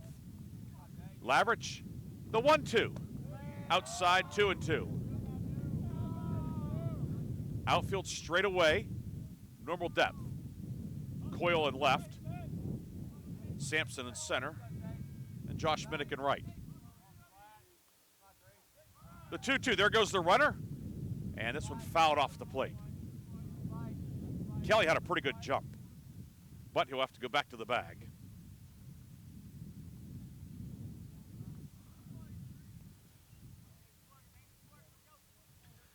Game 1 took exactly 3 hours on the dot. Game 2 got underway at 4:31 here at Jack Behringer Field. The Houghton doubleheader a couple Saturdays ago did not go the distance due to darkness. 1-2 or 2-2, just missed, and it's now 3-2 on Tomko. As we're here in the top of the 5th, not quite 6 o'clock here, you start, at least in the back of your mind, might have to push things to get it in. The 3-2. High ball 4, the tying runs are on base. Tomko on base for the 3rd time in the nightcap, and it brings up Derek Beach. Beach walked in the 2nd, struck out looking in the 3rd.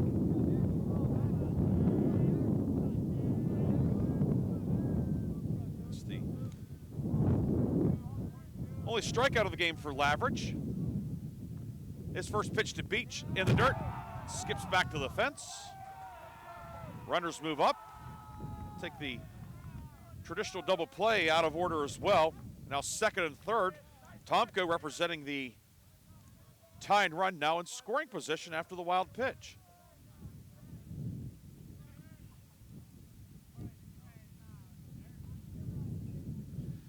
Infield back. Baron Peters even with the bag over at first. The 1-0, swing and a miss.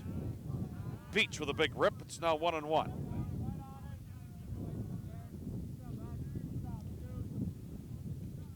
Ball and a strike, one down, top of the fifth. Grove City clinging to a 5-3 lead.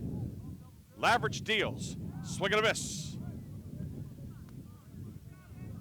Beach waved through that one, and it's now 1-2.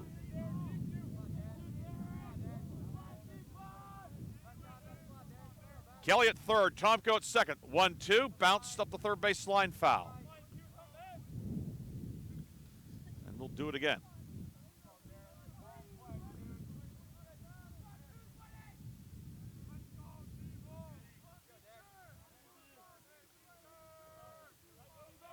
Lavridge, the 1-2. Pumped behind the second base bag. Meredith makes the catch. And a big second out here in the fifth. That brings up Andrew Wolf, who had a sacrifice fly in the second, walked and scored, or singled and scored, excuse me, in the fourth. Wolf is 3 for 5 in the doubleheader. Now Matt Royer will walk out from the third base dugout, and is that going to be the end of the day for Lavridge? He's going to ask him and see how he feels. And he's going to take the ball from him, so that will be it for Lavridge, who gave the Wolverines 4 2/3 innings in his first start of the season. And it will be Bryce Trischler coming on. It will be a left versus left matchup. Grove City on top, 5-3. We'll tell you about Bryce Trischler when we come back. This is Wolverine Baseball on the Wolverine Sports Network.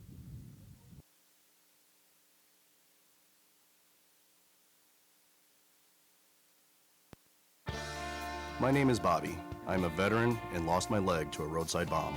My victory was going from a wheelchair to becoming a weightlifting champion. I'm Sam. I'm a veteran. My victory was finding a career I can be proud of and supporting my family. America's veterans are on their most important tour, the tour of their lives. I'm a veteran. My victory was going from homeless to home. At DAV, we're on a mission to help veterans get the benefits they've earned. I'm a veteran, and my victory was finishing my education. DAV offers veterans of all generations a lifetime of support for victories great and small. My victory was proving that disability is not a limitation. My victory was getting my service dog a new best friend. We help more than 1 million veterans every year as they face and conquer their challenges. My victory is being able to be there for my family. When America's veterans win, we all win. Help us support more victories for veterans. Go to DAV.org.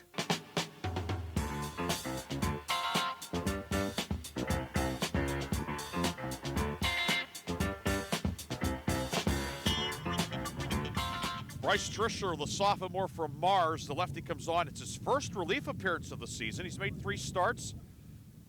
He's 1-0, ERA of .293, 1 shutout. 15 and a third innings. He's given up 10 hits, struck out 12 and walked 9. Opponents are hitting .182 against him. For Kenny Lavridge, 4 2/3 innings, career-long outing, 6 hits, 1 strikeout, 4 walks, allowed 3 runs, 2 earned, and he's responsible for both men on base. Kelly at third, Tomko at second, 2 down on the fifth. It'll be a left versus left matchup against Andrew Wolf.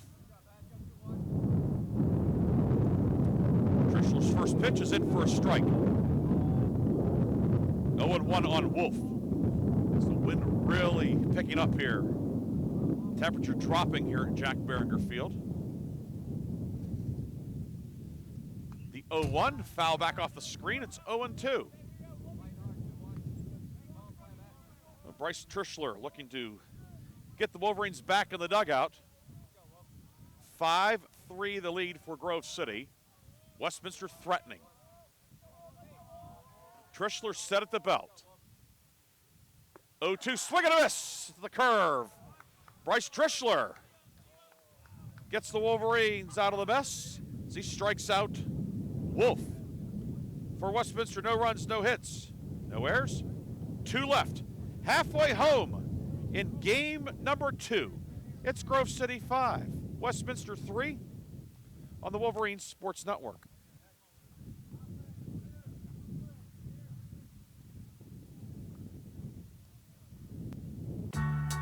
When you're high, you feel different.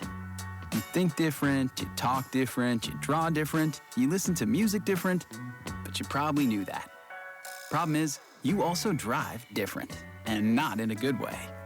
That's why driving high is illegal everywhere. So if you're high, just don't drive. Make a plan to get a sober ride. Because if you feel different, you drive different. Brought to you by NHTSA and the Ad Council.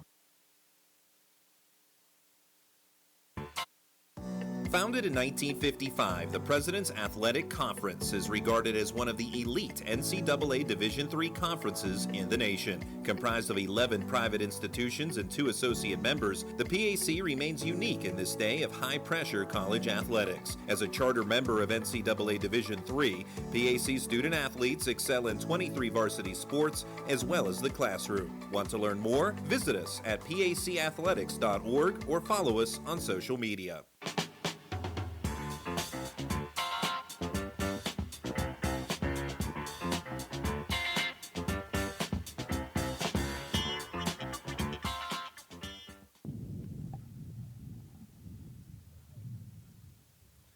Bottom of the 5th, 5-3 the lead for Grove City.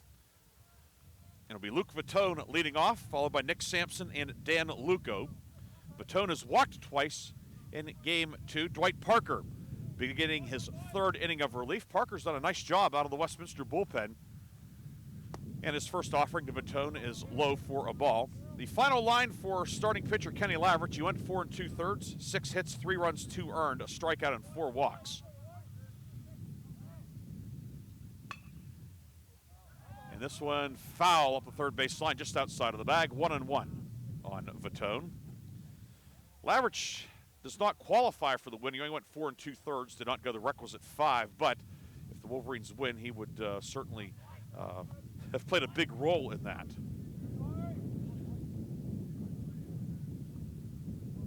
Set at the belt. Parker's 1-1. Skied to right. Wolf coming in and makes the catch for out number 1, and Luke Vitone is set down for the first time in game 2. 1 down for Nick Sampson. Walked and scored on the 2nd, sacrifice bunt in the 3rd. Wolverines had bases loaded, 1 down in the 3rd, but did not score thanks to a double play. Wolverines have stranded 5. Westminster's left on 7 so far. Parker's first pitch in for a strike, 0-1. Sampson 1 for 4 with 2 walks and the sacrifice in the doubleheader. The 0-1 in the dirt, 1-1. Ziegler doing the catching. Tomko at first, Mrjetovic at second, Lyons at third with Campbell at short. Davis, Beach, and Wolf left to right in the outfield. 1-1. Line foul down the right field line. It's 1-2 on Nick Sampson.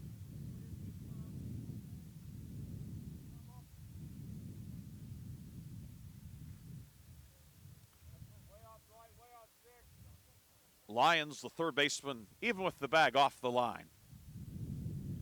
The 1-2 from Parker. Misses outside, 2-2.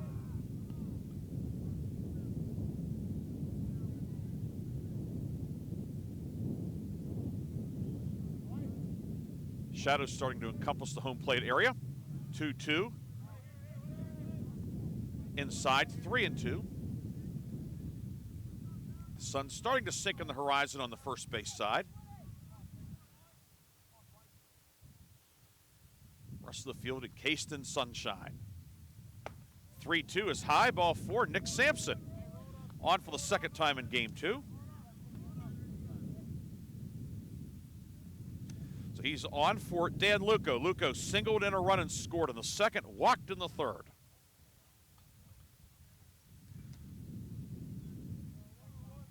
Luco, right-hand batter.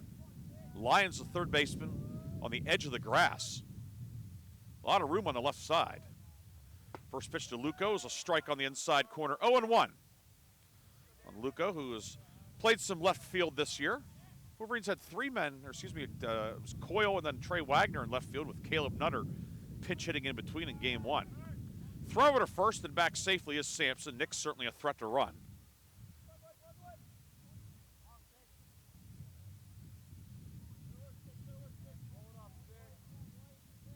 Parker set at the belt. The 0-1 rolled foul on the third base side. It's now 0-2 on Luco.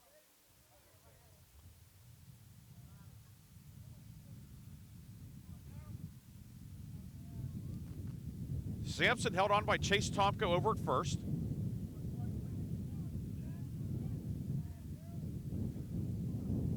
Parker set at the belt. And throw to first. Runner Sampson back safely.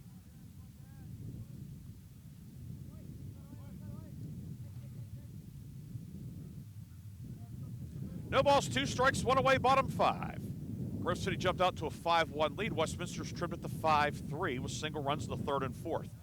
0-2, outside 1-2 on Luco.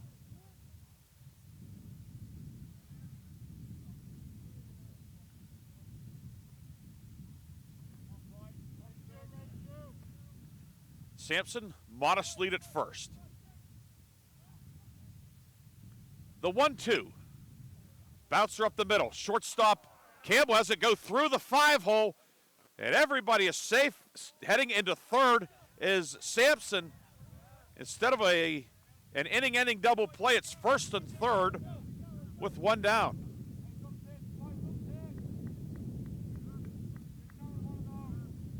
Perhaps Campbell took his eyes off it, thinking about getting to the bag, and went right through the wickets. It's now first and third with 1 down, and we're going to have a pinch hitter for the Wolverines. Instead of Coyle, looks like it's going to be Callan Durbin to pinch hit. The left-hand hitting freshman infielder from Seneca Valley. He will pinch hit for Coyle here in the 5th. And then we'll see what the Wolverines do defensively. Perhaps we'll see Trey Wagner take over in left as he did in game 1, but we will see. Sometimes it's always fun to try and play manager a little bit. First and third, 1 down. Durbin standing in, left-hand batter. First pitch from Parker is outside for a ball. Durbin this year 5 for 22. That's a .227 average. He's knocked in 6. Parker, who looked like he might be out of the inning, instead now working with runners on the corners. Throw over to first and back safely is Luco.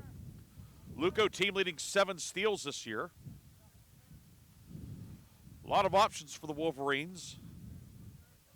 First and third, but if you're going to use a pinch hitter, you're less likely to try to get cued on the bases.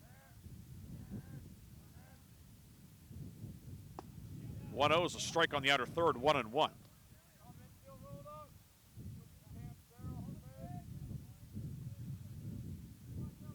Third baseman Lyons well off the line, even with the bag, maybe even a step in front of the bag.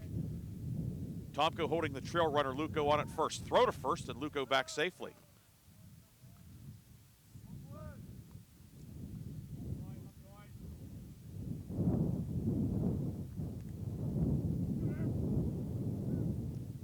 Durbin, left-hand hitter, slightly open stance. The 1-1 from Dwight Parker. Strike at the knees, 1-2.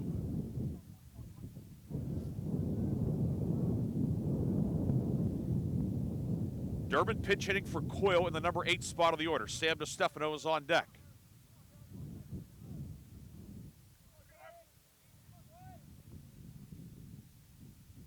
The 1-2, swing and a miss.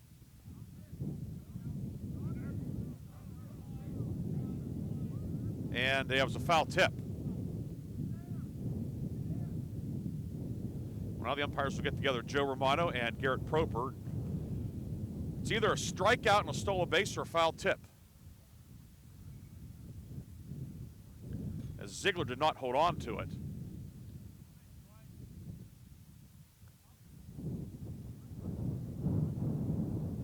They'll say it was a catch and he lost it on the transfer. So it is a strikeout with Luco stealing second on the play.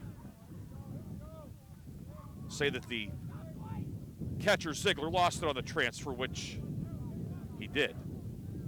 So 2 down now for Sam DeStefano. He bats with Sampson at third, Luco at second. DeStefano, an RBI single in the second, grounded out to short, leading off the fourth. These are the situations that DeStefano seems to come up a lot in a lot of big spots. It comes through more often than not. Parker's first pitch is a strike, 0-1 on DeStefano, who's 1 for 2 today. One of the captains of the Wolverines, Josh Minnick and Evan Umland.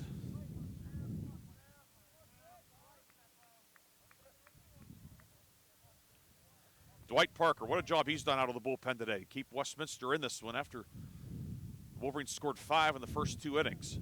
The 0-1 from Parker. Misses low, 1-1. But an opportunity for the Wolverines to pad the lead.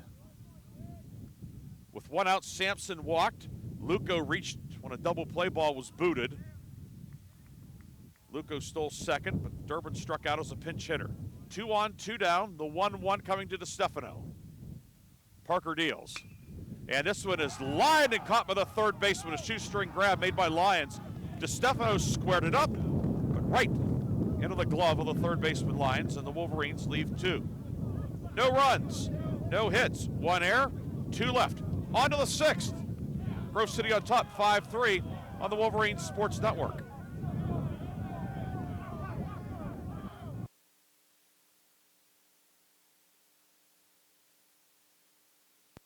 The impact of a meal goes well beyond feeding our bodies, because when people don't have to worry about where their next meal is coming from, they can truly thrive, like Marta. And now we'll hear from our class valedictorian, who with our hard work never ceases to amaze us. Please welcome Marta Moreno.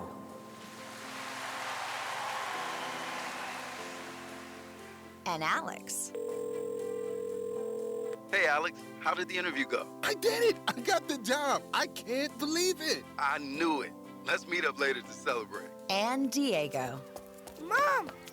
I got first place at the science fair with my volcano project. That's amazing, sweetie. Congratulations. Because when people are fed, futures are nourished, and everyone deserves to live a full life. Join the movement to end hunger at feedingamerica.org/actnow. Feedingamerica.org/actnow. A public service announcement brought to you by Feeding America and the Ad Council.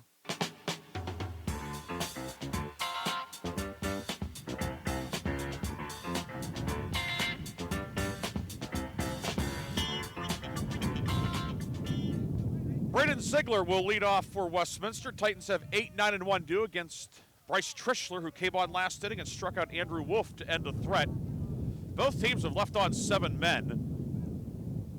Both teams left runners at second and third in the 5th inning without scoring. Ziegler, who has flied out twice to Nick Sampson, he'll be followed by Parker Lyons, and then back up to the top of the order to Logan Margenovich. Trischler's first pitch misses away, 1-0 on Ziegler, the Westminster catcher in Game 2. Ziegler, sophomore from Shenango. 1-0, rolled on the left side. Shortstop Meredith with it, throws over to first for out number 1. 1 down for Parker Lyons, who is 1 for 2 in Game 2. Flew out to left in the second, doubled in a run in the 4th. He's 4 for 7 with 3 runs scored in the doubleheader. 5 runs, 5 hits, no errors for Grove City. 3 runs, 6 hits, 2 errors for Westminster. And Bryce Trischler working on the first base side of the rubber. The lefty deals and misses away on his first offering to Lyons.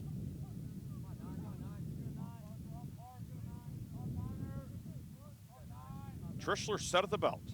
The 1-0 on the outside corner for a strike, 1-1. To the right-hand hitting third baseman Parker Lyons.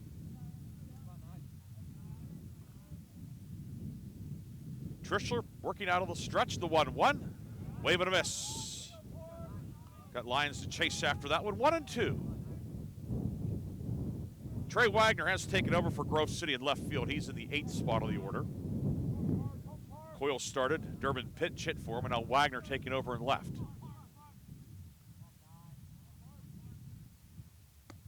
One, two, misses outside, 2-2.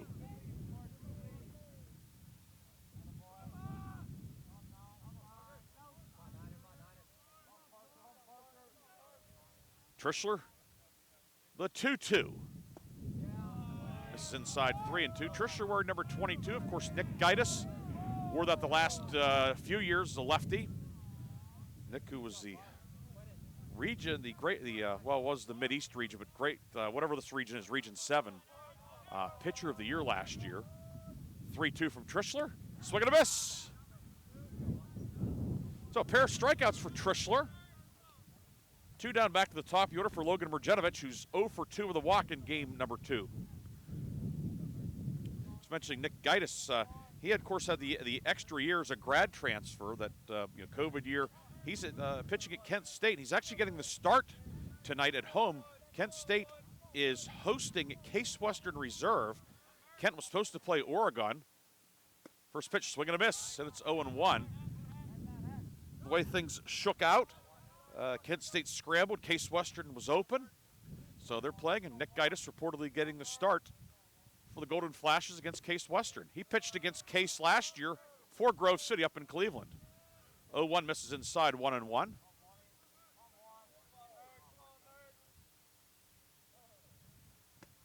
One half swing. Now 1-2 on Logan Mrjenovic. Bryce Trishler looking for a 1-2-3 inning, which has been a rarity today.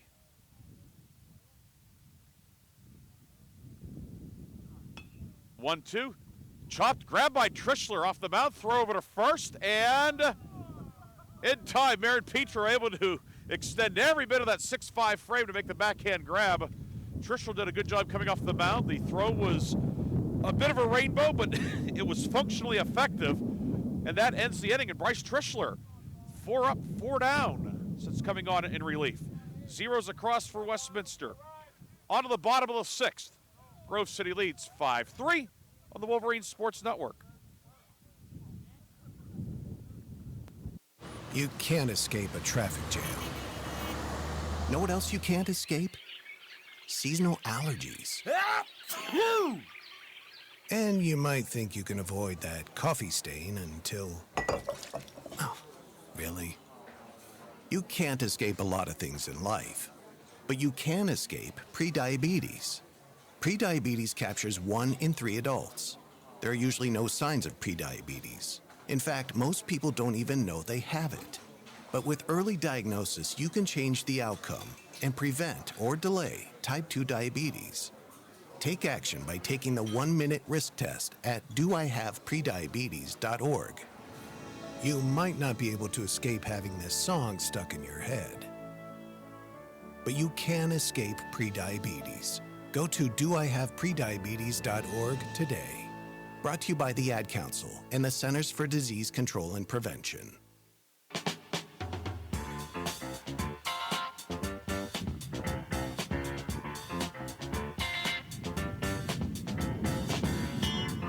New pitcher for Westminster is Ryan Feth, the senior from Thomas Jefferson. It's his 4th appearance of the season. No record, ERA of .245. He's pitched 3 2/3 innings, striking out 4 and walking 1. What a job by Dwight Parker out of the Westminster bullpen. 3 innings, 3 scoreless innings, 2 hits allowed, 2 strikeouts, and 2 walks. Now replaced by Feth, the 3rd pitcher of the afternoon, and Feth will be greeted by the Grove City leadoff man, Sam Bevan, who is 2 for 3 with a double and a run scored in game 2. Bevan, Meredith, and Marin Petro for Grove City in the 6th. And Feth's first pitch, overhand breaking ball, low and away for ball 1.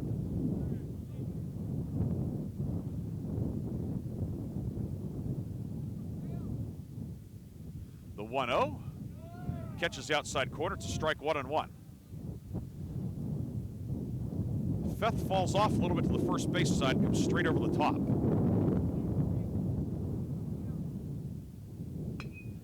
1-1 rolled left side, knocked down by Lyons, picks it up, drops it again, and Bevan will reach on the air. The Wolverines get the leadoff man on. For the first time since the third inning, Bevan reaches on the air. That'll bring up Sam Meredith. Meredith, 1 for 3 with a run batted in. An RBI ground out in the second, singled in the fourth. He's 3 for 7 with 2 runs scored today. Tries to bunt, bunts through it, throw down to first, and back safely is Bevan, but strike 1 on Sam Meredith.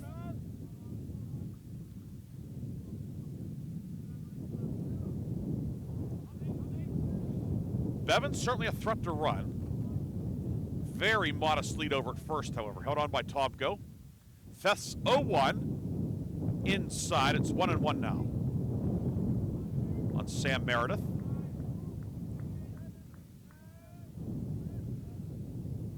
(5-3) Grove City in the bottom of the 6th. Third baseman Lyons on the cut of the grass. 1-1 inside, 2-1.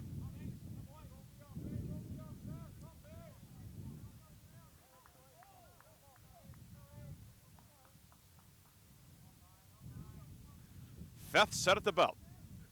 2-1 high, 3-1. Let's see if Meredith swinging away here. Feth peers in, gets the sign from Ziegler. Feth set and deals. 3-1 high, ball 4, and the first 2 men have reached in the 6th for Grove City.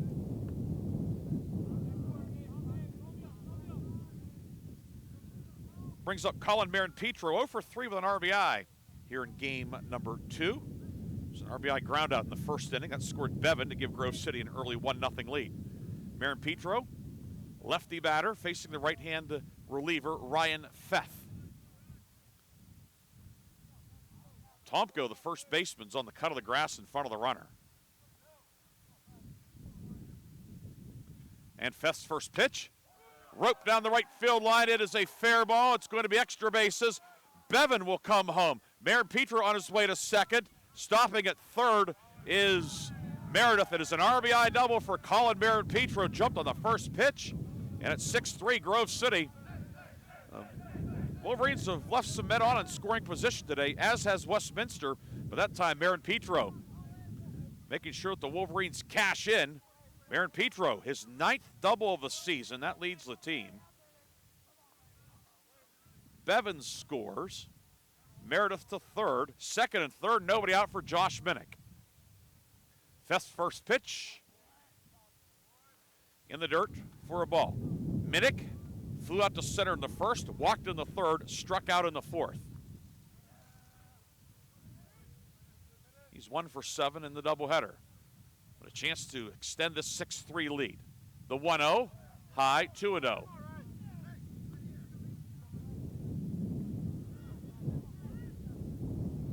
Two balls, no strikes, nobody out. Runners at second and third. Meredith at third, Marin-Petro at second. He has a huge lead as the infield is now in on the cut of the grass. 2-0 drops in for a strike at the top of the zone.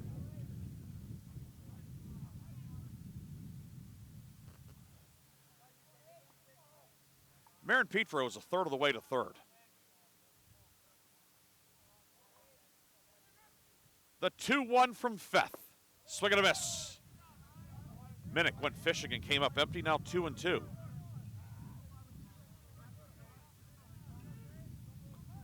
Infield in on the cut of the grass all the way around. Outfield shading Minnick the other way.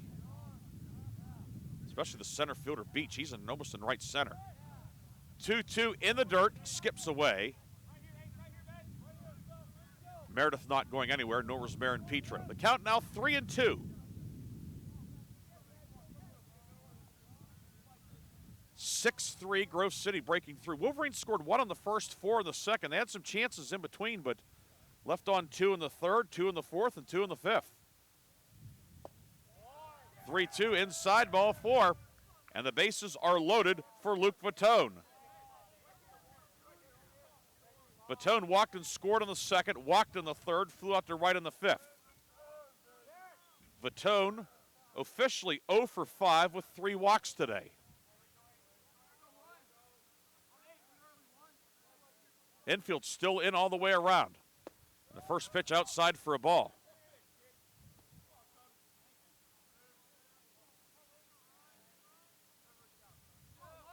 Feth working on the first base side of the rubber.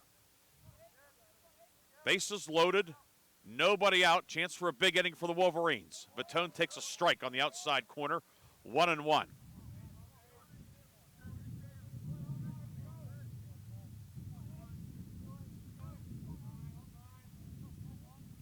Feth peeking in, gets the sign from Ziegler. They are in agreement. 1-1 fouled straight back off the screen, 1-2.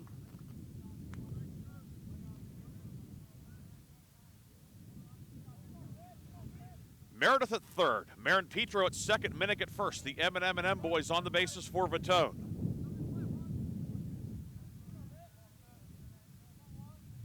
Feth set at the belt, the 1-2.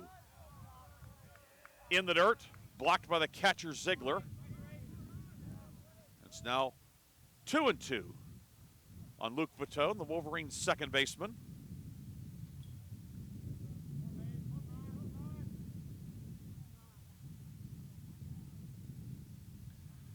The 2-2.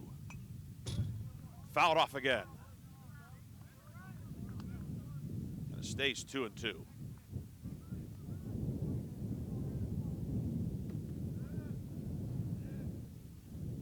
Bases loaded, nobody out on the 6th. Wolverines have scored 1, an unearned run, as Bevins scored on the Marin Petro double.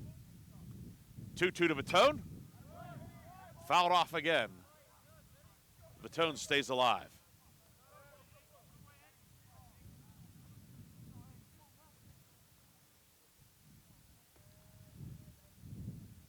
Bevan reached on an air. Meredith walked. Marin Petro double. Minnick walked. Feth on in relief. This one rolled up the third base line, grabbed by Lyons, throws home for the force, and that will be the only play, but a big first out for Westminster. Vatone reaches on the fielder's choice. Meredith out 5-2 on the force at home. Nice job by Lyons because he was off balance and didn't have a great angle to home, especially with the runner coming down the line, but a nice job on the throw, and as well as Ziegler making sure he had his foot on the plate. Of course, the plate is flat as opposed to first, second, or third, which is three-dimensional. But one down now for Nick Sampson. Does not have an at-bat in game 2. Walked and scored in the second, sacrificed bunt in the third, walked last inning. He bats with the bases loaded and now 1 down. First pitch from Feth outside for a ball. Quarter infielders remain on the cut of the grass. Middle infield now at double play depth. Sampson is a tough man to double, though, as he runs well. Marin Petro at third. Minnick at second. Vatone now at first.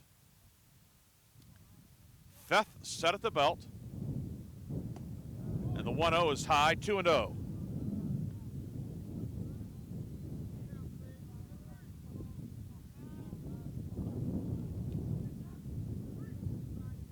Two balls, no strikes on the right-hand hitting center fielder, Nick Sampson.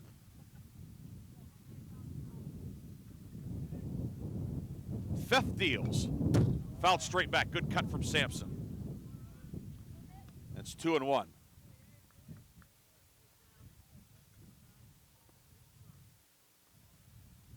Marin Petro, Minnick, Vatone the runners. Wolverines on top 6-3 in the 6th. Going for a split. Westminster won the opener 11-9 earlier today. 2-1, and it will be blooped into short right for a base hit. Marin Petro scores. Other runners move up. Now the ball gets away. Nobody backing up the catcher, Ziegler. Minnick will score. There's nobody at third. Vatone trots into third.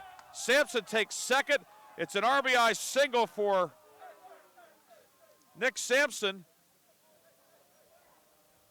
2-run score on the play. And it is now 8-3.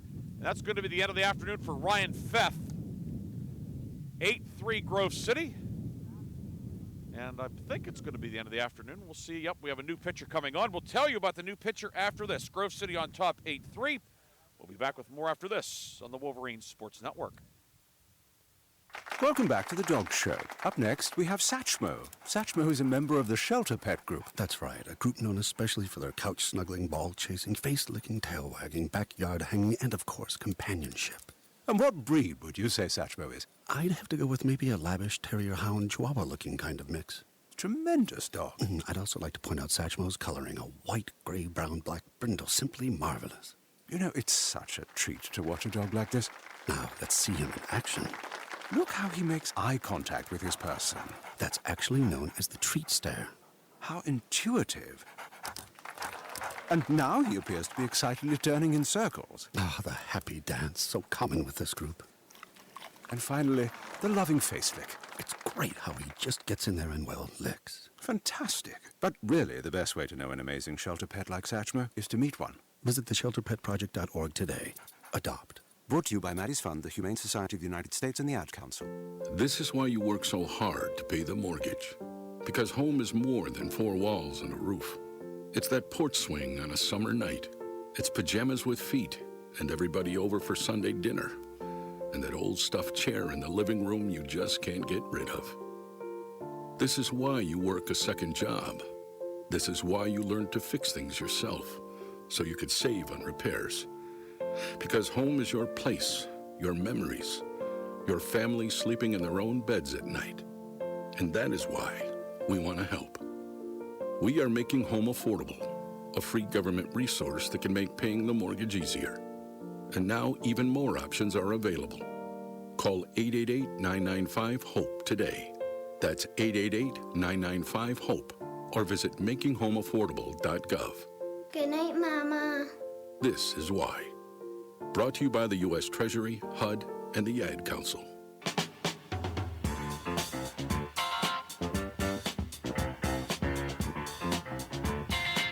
Austin Coppins, the right-handed reliever, comes on. And he is greeted by Dan Luco, who drives one to deep left, and it is gone. 3-run homer, Dan Luco. First pitch from Coppins, and the Wolverines have blown it wide open. It is 11-3. Dan Luco jumps on the first pitch and makes it 11-3.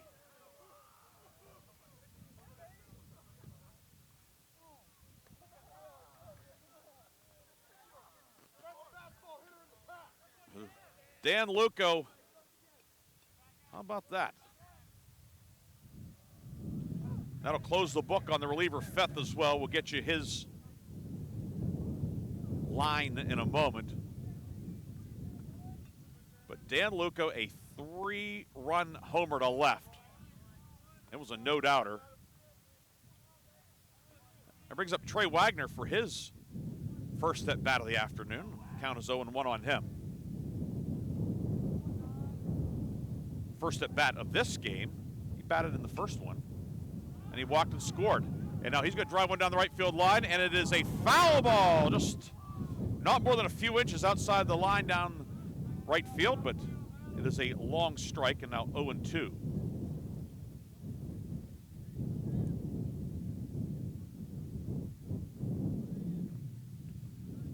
Dan Luco,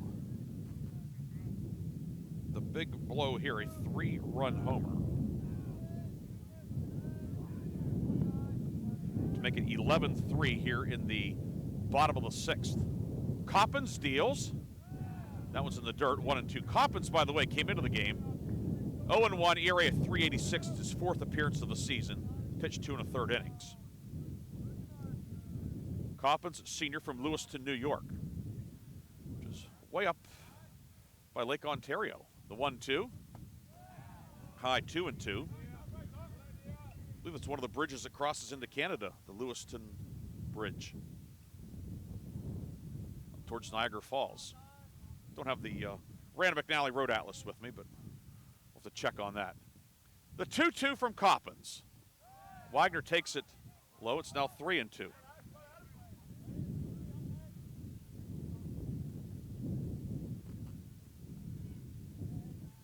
Yeah, the Queenston-Lewiston Bridge. That's the one. Check the Google. The 3-2 on the way from Coppins. And that hit the knob of the bat. That's a foul ball. So it stays 3-2 on Trey Wagner. Grove City has put up 6 in the 6th. All started as Bevan reached on the error. Meredith walked, Marion Petro doubled, Minnick walked, Vitone reached on a fielder's choice, Sampson singled, and then Luco, the 3-run homer. The Bevan run is unearned, the others are all earned against Feth. 3-2 on the way. Swing and a miss. Wagner goes down on strikes for out number 2. That'll bring up Sam DeStefano. Sam 1 for 3 with a run-scoring single in the 2nd. Grounded out to short in the 4th, lined out in the 5th with a couple of men on. He bats with the bases empty, 2 down in the 6th, but Grove City on top, 11-3. Coppin's first pitch is in for a strike. The book is closed on Feth. He goes a third of an inning. 2 hits, 2 walks, 5 runs allowed, 4 earned. Of course, the starter Staub is the pitcher of record. 0-1 in for a strike, now 0-2 on DeStefano. Westminster next half inning will have Campbell, Davis, and Kelly, 2, 3, and 4 due. Against presumably Bryce Trischler, who is the pitcher of record on the good side for the Wolverines. The 0-2, curve high, 1-2.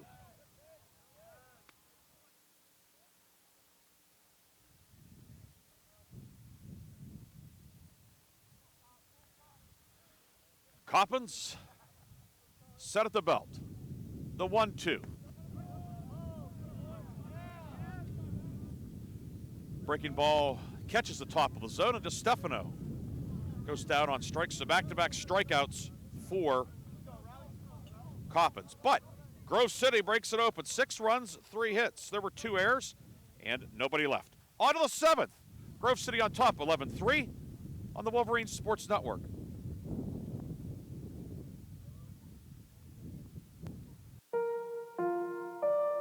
When is the best time to talk to your family about staying in touch during a disaster?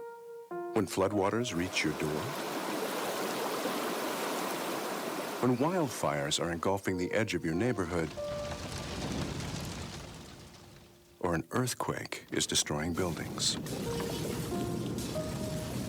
When a tornado is tearing through town? Or a hurricane strikes? Or is the best time perhaps today? During a disaster, you may not be able to stay in touch with your family or friends as easily as you think. And it's not always as simple as using your cell phone. That's why now is the time to take action. Go to ready.gov/communicate and make your emergency plan today. Don't wait. Communicate. Brought to you by FEMA and the Ad Council.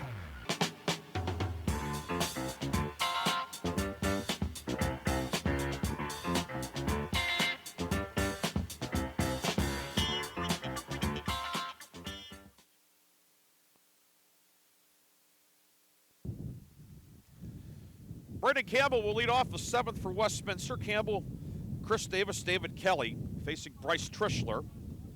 Campbell 0 for 3 in game 2. 11-3, Grove City on top. Wolverines breaking it open last half inning, but as we saw in game 1, Westminster had a comfortable lead, and then Grove City made it an uncomfortable situation. Westminster did hold on for the win. Bryce Trischler's first pitch to Campbell is a strike.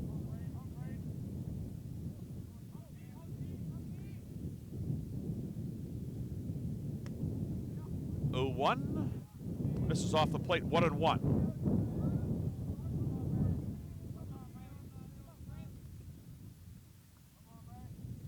One from Trischler outside, 2-1 now on Campbell, the Westminster shortstop. Campbell 2 for 7 with 3 runs batted in today. 2-1, swing and a miss, now 2-2. Bryce Trischler has retired all 4 men he has faced, a couple of strikeouts and a couple of groundouts. 2-2, squibbed foul. That stays 2-2. This game has gone past the 2-hour mark now, started at 4:31.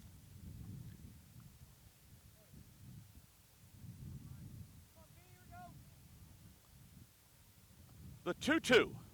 Swing and a miss. Trischler gets Campbell to chase after that one. Third strikeout for Bryce Trischler.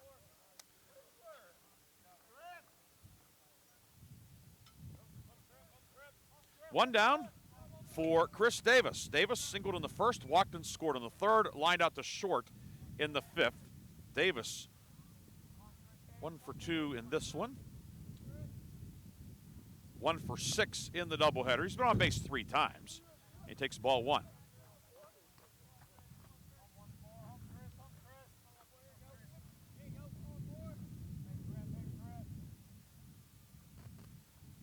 Left on left matchup. Davis takes a strike outside, 1-1. Davis, left-hand hitting left fielder.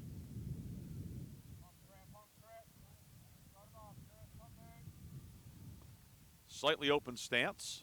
The 1-1. On the outside corner for a strike, 1-2. Bevan, the third baseman, is now backed up. He's behind the bag off the line.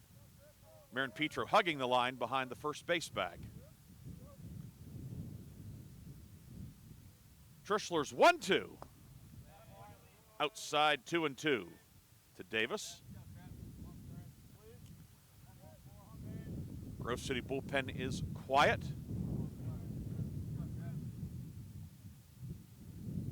2-2, foul tip held on to by DeStefano, and back-to-back strikeouts for Bryce Trischler.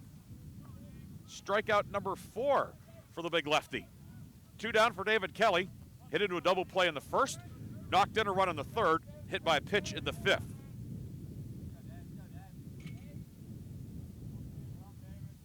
Kelly now 3 for 7 in the doubleheader. Right-hand hitting DH.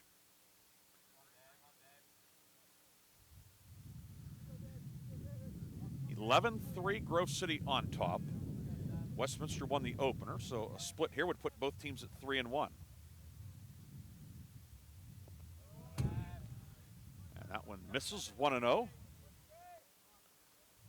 Waynesburg leading Franciscan in the 9th, 9-6. St. Vincent doubling up Geneva 10-5 in the 8th. Let's see what else we have here on the old ticker. W&J Teal has gone final in game 2. W&J won the opener 9-3. W&J took game 2 by a final of 13-3. And a game that was stopped in the 8th due to the run rule. It's 10 after 7 in these PAC doubleheaders. Count 2-0 on Kelly. So W&J goes to 4-0 in the league. Kelly swing and a miss. Chase that one, 2-1. PAC tournament will be in Washington May 7th through the 10th. W&J hosts it because they have turf and lights there. 2-1 inside, 3-1. Top 6 make it. It's double elimination. Last year was the first year of the 6-team tournament. A lot of fun. Really one of the keystone events in the PAC schedule. 3-1. Foul out of play, and the count goes to 3-2. Of course, the big news in the PAC today that St. Francis University in Loretto, down in central Pennsylvania near Altoona, is going from Division I to Division III, and will be joining the PAC in the coming years. Trischler's payoff pitch. Fouled off. That gives us a chance to talk a little bit more about that. Starting next year, St. Francis will be a full voting member, and then will, according to the press releases, begin playing conference schedules in the 26-27 academic year. And as the transition goes from Division I to Division III, 3-2, that clips the front leg of Kelly. So he reaches by hit by pitch for the second time in the last 3 innings. He's on with 2 down. First man to reach against Trischler. That'll bring up Chase Tomko. Tomko doubled and scored in the second, singled in the third, walked in the fifth. But then there will be a period of time in which St. Francis will play full conference schedules but not be eligible for conference championships, etc. Then eventually they will be eligible, but you know, it's a an involved process. It takes a few years. First pitch from Trishler's high to Tomko, ball one. The 1-0 fouled straight back over our heads. We are seated behind home plate at ground level here at Jack Behringer Field. Count 1-1 on the West Middlesex grad Chase Tomko. He was a starting offensive lineman at West Middlesex, pretty good middle linebacker too for head coaches Ed Roberson and Mark Means.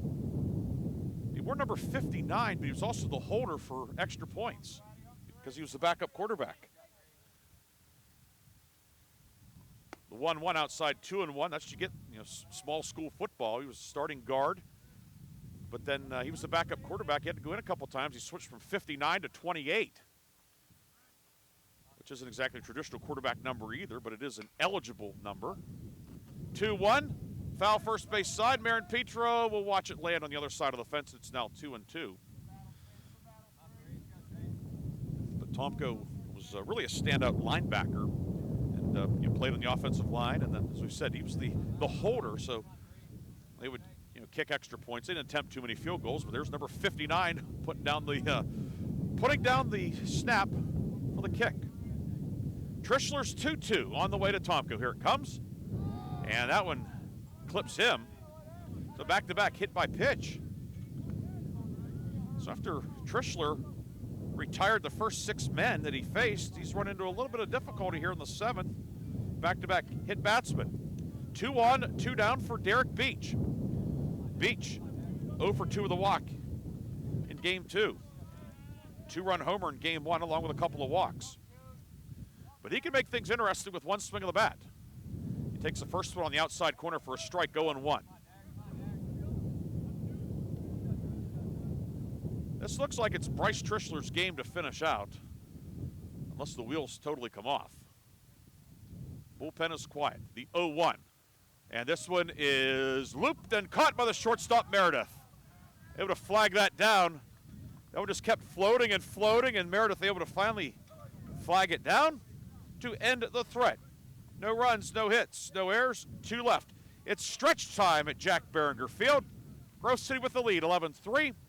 We'll be back with more PAC baseball action after this on the Wolverines Sports Network.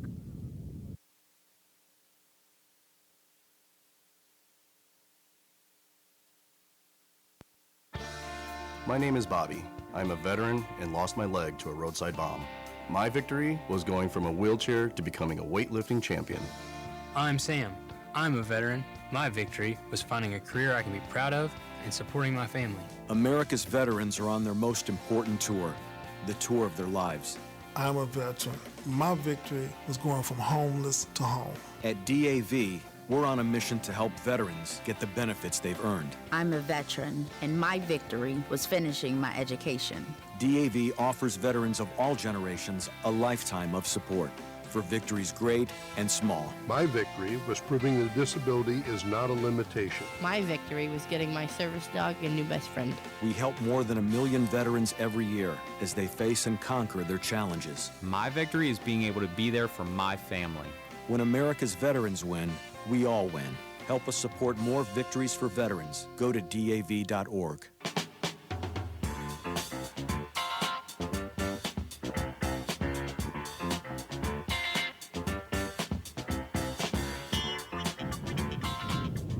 New pitcher for Westminster will be the right-handed junior from Kentucky, Tyler Parsons.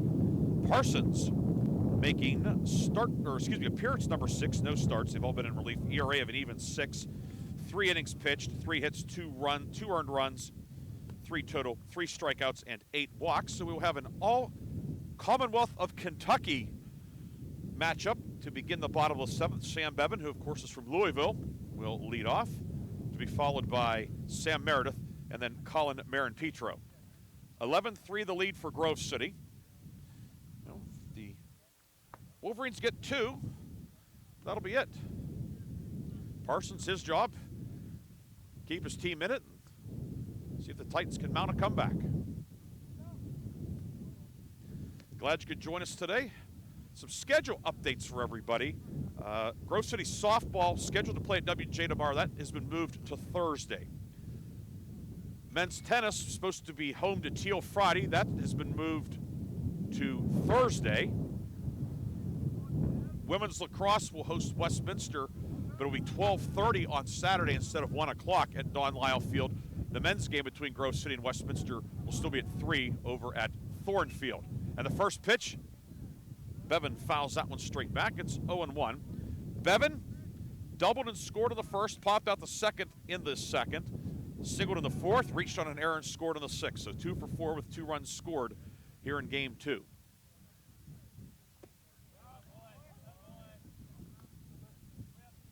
(0-1) is a strike at the knees, 0-2.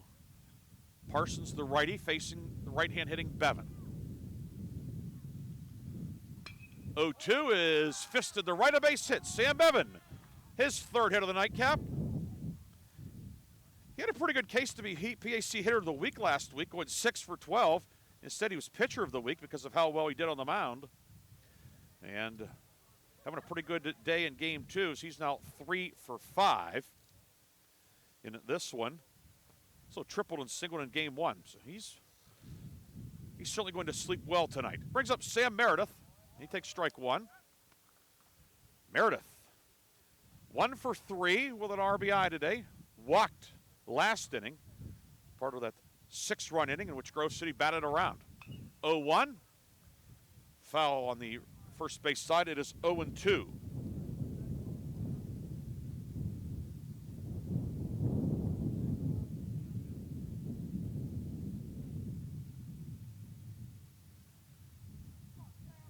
No balls, 2 strikes. The pitch from Parsons, high, 1-2.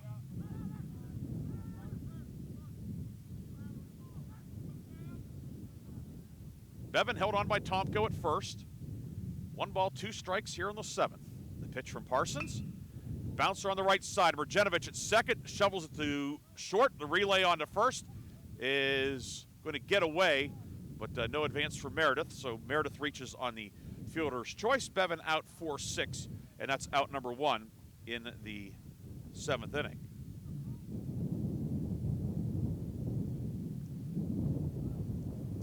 Brings up Colin Marin-Petro, doubled and scored at last inning. He is 1 for 4 in the nightcap with a couple of runs batted in. Lefty batter, and that one fouled off. Does that nick the handle of the bat? It's 0-1. Marin-Petro, grand slam in the 8th inning of game 1. He went 1 for 4 with 2 runs scored on that one, so officially 2 for 8 today. He's packed a lot of wallop into that 2 for 8. 0-1 is off the mitt of the catcher. It'll be a passed ball. That'll allow Meredith to take second. Takes the conventional double play out of order now. Count 1-1 on Marin-Petro. Wind continues to gust. The temperature continues to drop.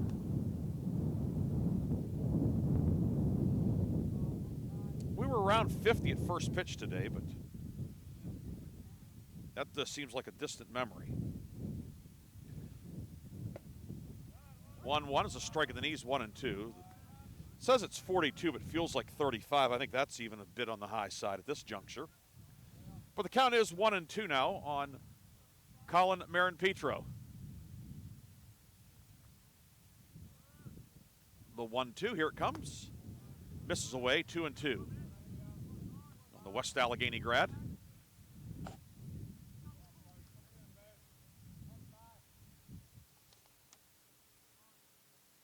Marin-Petro, by the way, now an 11-game hitting streak. The 2-2. Fisted foul on the third base side.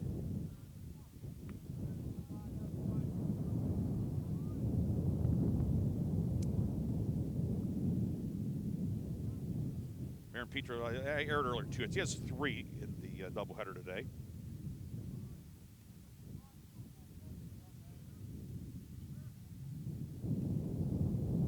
The 2-2, swing and a miss. Marin-Petro late on that one. That's the first strikeout for Parsons. 2 away for Josh Minnick. Minnick 0 for 2 with a pair of walks and a run scored in game 2. Bats with Meredith out at second, but now 2 away.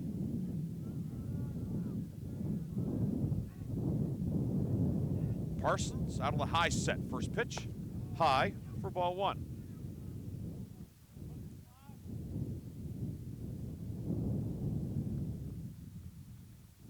Minnick, right-hand hitter, even stance in the middle of the box. Parsons checks the runner, the 1-0 high, 2-0. In the 8th, Westminster has the bottom third of the order due, Wolf, Ziegler, and Lyons.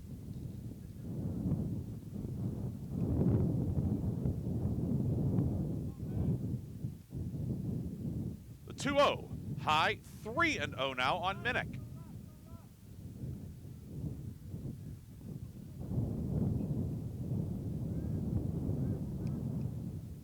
Parsons getting the sign from Ziegler. The 3-0, low, ball 4. So 2 on with 2 outs for Luke Vitone. Vitone 0 for 2, 2 runs scored today. Walked and scored on the 2nd, walked in the 3rd, flew out in the 5th, and then reached on a fielder's choice and scored the last inning. He bats with Meredith at second, Minnick at first, 2 down. Grove City up 11-3 in the 7th. Parsons' first pitch is low for a ball.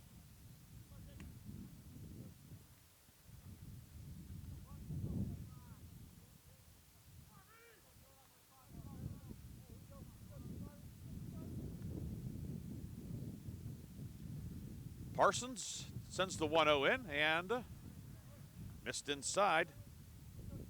2-0.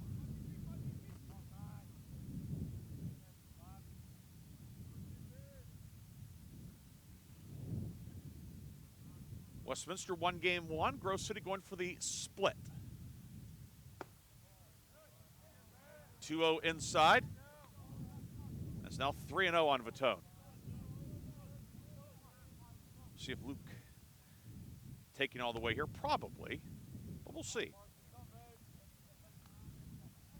Meredith at second, Minnick at first. The 3-0 is high. Ball 4, and the bases are loaded.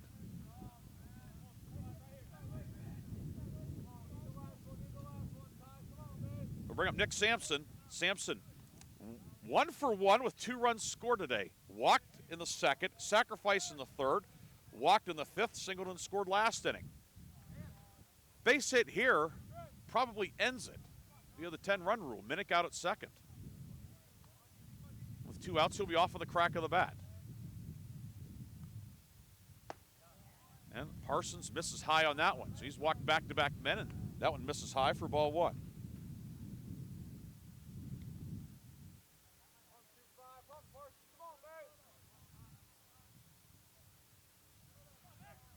Parsons, the righty, came on in relief. That one's a strike at the top of the zone, 1-1. He's the fifth pitcher of the game. Staub started.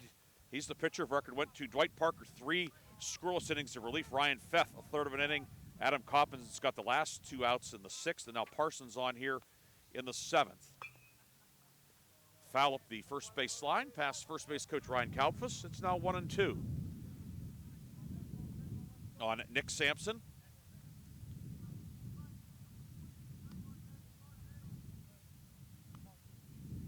A ball and 2 strikes. Parsons sets and deals. 1-2. High, 2-2 on Sampson. Outfield playing very shallow as they want to cut off anything that could score Minnick from second. 2-2. Foul out of play down the right field line. And it remains 2-2. Grove City 11 runs, 9 hits, no errors. Westminster 3 runs, 6 hits, 4 errors. Westminster's left on 9. Titans have certainly had some chances. Grove City is stranded 7. Another 2-2.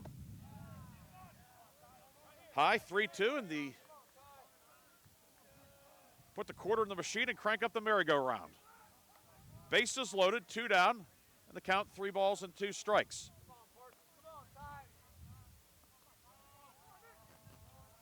Parsons out of the high set. The payoff pitch. Swing and a miss. Able to throw the fastball past Sampson. And the Wolverines leave them loaded. In the 7th, no runs. A hit. There were no errors. And 3 left. On to the 8th. Grove City leads 11-3 on the Wolverines Sports Network.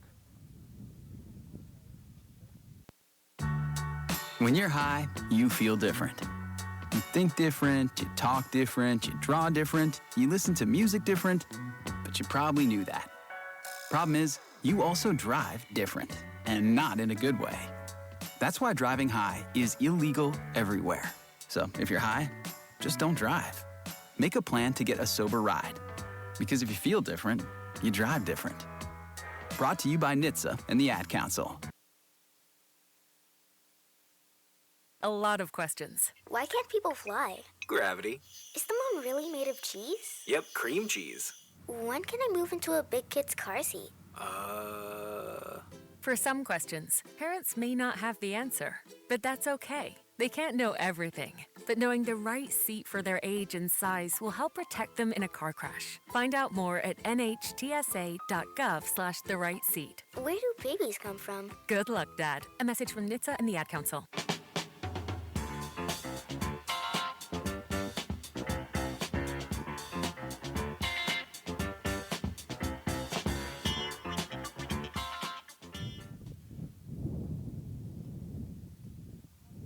Bryce Trishler back up on the hill to start the 8th inning, and we'll have a pinch hitter for Westminster as Wolf will be lifted. Wolf went 1 for 2 with a sac fly and a run scored in game 2, as will be Nico Hall to pinch hit. Right-hand hitting Hall, outfielder from Central Valley. He will bat here against Trishler, leading off the 8th. That's the first change in the offensive lineup in either game for Westminster. So Hall will bat for Wolf here in the 8th.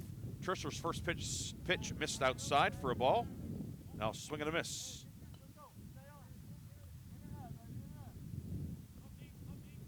By Nico Hall. Count 1-1 on Hall. Trishler deals. And he catches the outside corner. 1-2 now on the pinch hitter Hall. Ziegler on deck. Wolverine defense. DeStefano catching. Marin Petro at first, Matone at second, Bevan at third, Meredith at short, Trey Wagner in left. The center fielder Sampson, Minnick in right.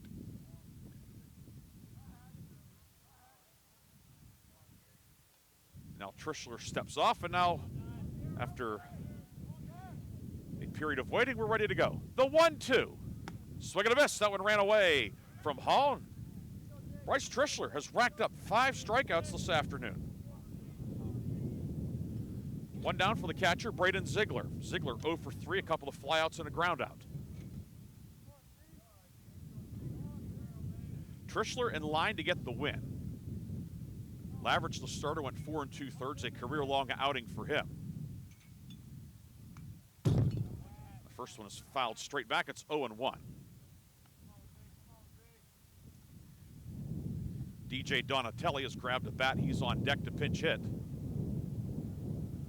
Sophomore from Hickory to bat for Lions. Trishler's 0-1 inside. 1-1.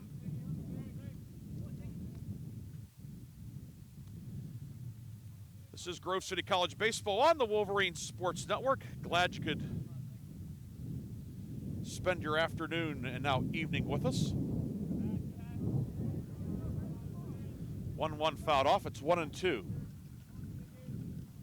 on the pinch hitter. Excuse me, Ziegler is not the pinch hitter. He's the only guy batting for himself, it seems, this inning. It's been a long day. The 1-2, squibbed foul, and stays 1-2.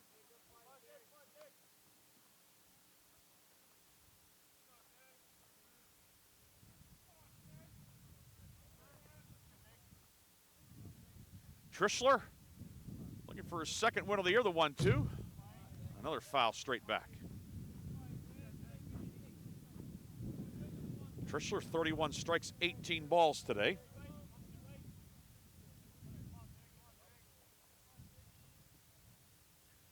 Bryce Trishler. 1-2, inside 2-2.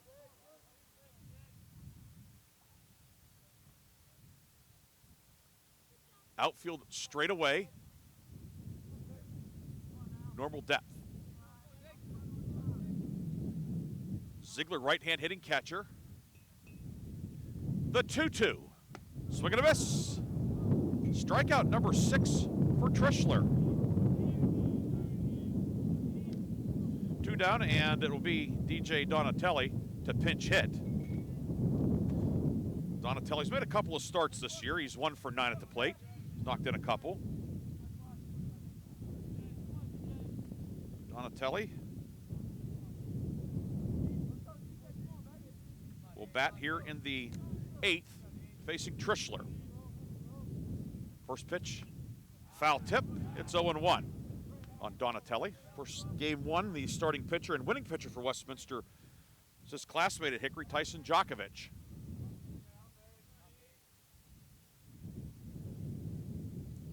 The 0-1. Foul tip, now 0-2, and Bryce Trishler looking to strike out the side.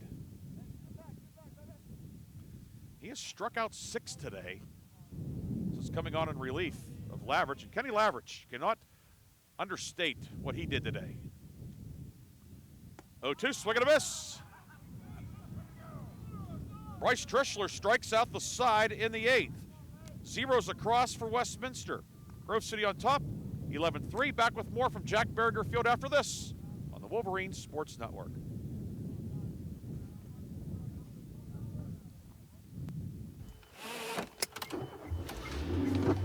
Mama, what does the chicken say? Chicken. Oh, okay. And wolf? Oh, a wolf. Ooh! What about the tiny dog? Cat? Owl? Dolphin? What does the turkey say?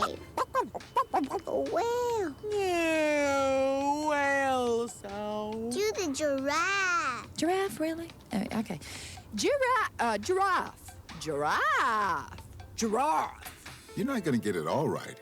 Just make sure you nail the big stuff, like making sure your kids are buckled correctly in the right seat for their age and size. Get it right. Visit NHTSA.gov/the right seat. Brought to you by the National Highway Traffic Safety Administration and the Ad Council.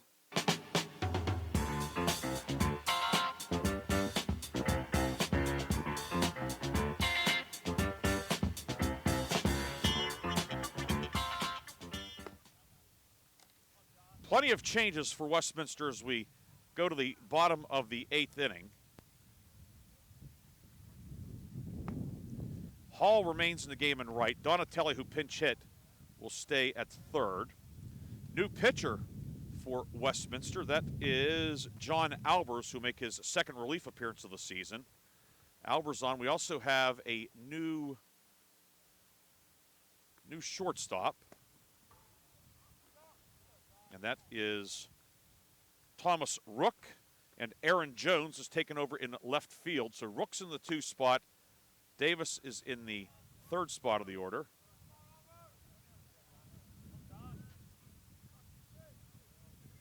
And will be Dan Luco leading off for Grove City. So plenty of changes here as we head towards the finish line in this one.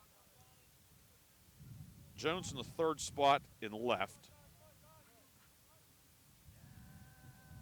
And Thomas Rook will bat second. He's at shortstop. The pinch hitters, Hall and Donatelli, stay in the game defensively.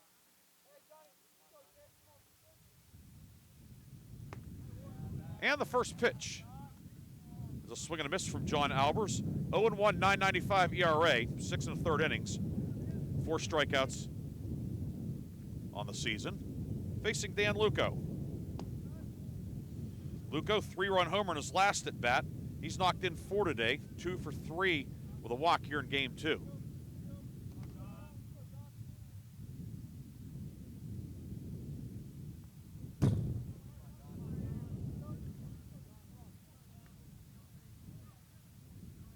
1-1 out of the zone.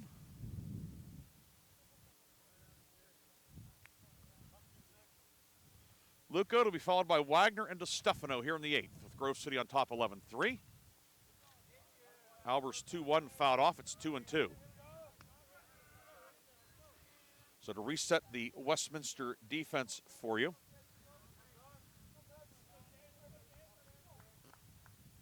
No, we'll do that in a minute after this pitch from Albers. The 2-2. Actually, it was a 3-2 and it was outside. So Luco walks, his second walk of the game. He's on. I'll bring up Trey Wagner. Ziegler still catching. Tomko at first. Mrjenovic at second. Donatelli now at third. And the new shortstop is a Rook. Jones in left. Beach in center. And Hall is in right. And Trey Wagner standing in, and he swings and misses at that one. It's 0-1.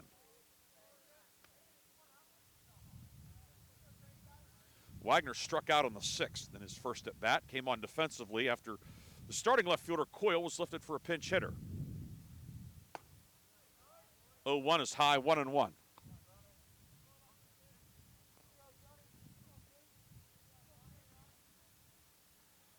Wagner, the junior out of Mars.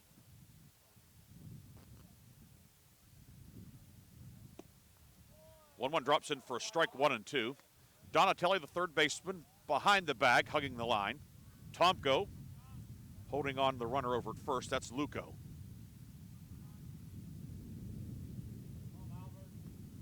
Albers out of the high set. 1-2. Called strike 3. Wagner asked Joe Romano about it, but Wagner down on strikes the second time. I think he's asking was it on the swing or on the pitch. Either way, it's out number 1. Brings up Sam DeStefano. Sam 1 for 4. RBI single in the second.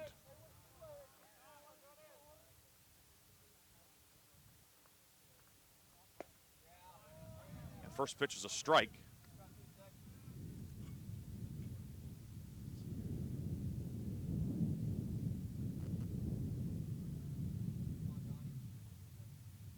Out of the high set, Albers. His 0-1 on the way to DeStefano. This one's lined to right. Hall makes the catch of the sinking liner. Luco hustles back to the bag. DeStefano hit it well, but Hall able to make the catch for out number 2.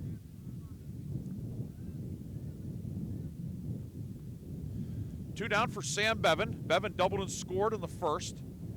This is his 6th plate appearance in the nightcap. He is officially 3 for 5 with 2 runs scored. He reached on an error. Albers' first pitch, runner on the move. And the throw down is late.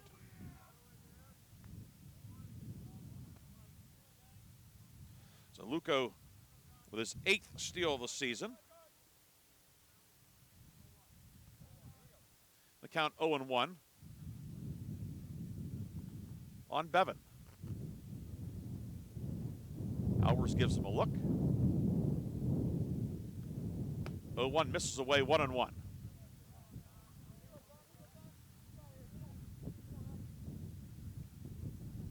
Grove City will be at Geneva on Saturday. Westminster back home to host St. Vincent Saturday, 1 o'clock start over in New Wilmington. The 1-1 from Albers low, 2-1. PSC scoreboard, let's see if anything's still ongoing. This is the last game going. Some of the other games have gone final. I've not yet posted the finals. We'll see if we can get those. Albers now will step off.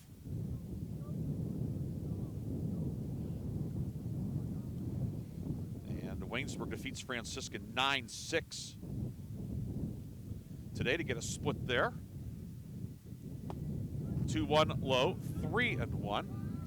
W&J, of course, sweeping Teal today. St. Vincent takes 2 from Geneva, 11-5, the nightcap. So we're going to, looks like 2 sweeps and good shot at 2 splits here. Bethany and Chatham play tomorrow at Bethany. 3-1 from Albers, here it comes. Swing and a miss. Bevan, a big rip, comes up empty. It's now 3-2. 3 balls, 2 strikes, 2 away in the bottom of the 8th. Grove City on top, 11-3.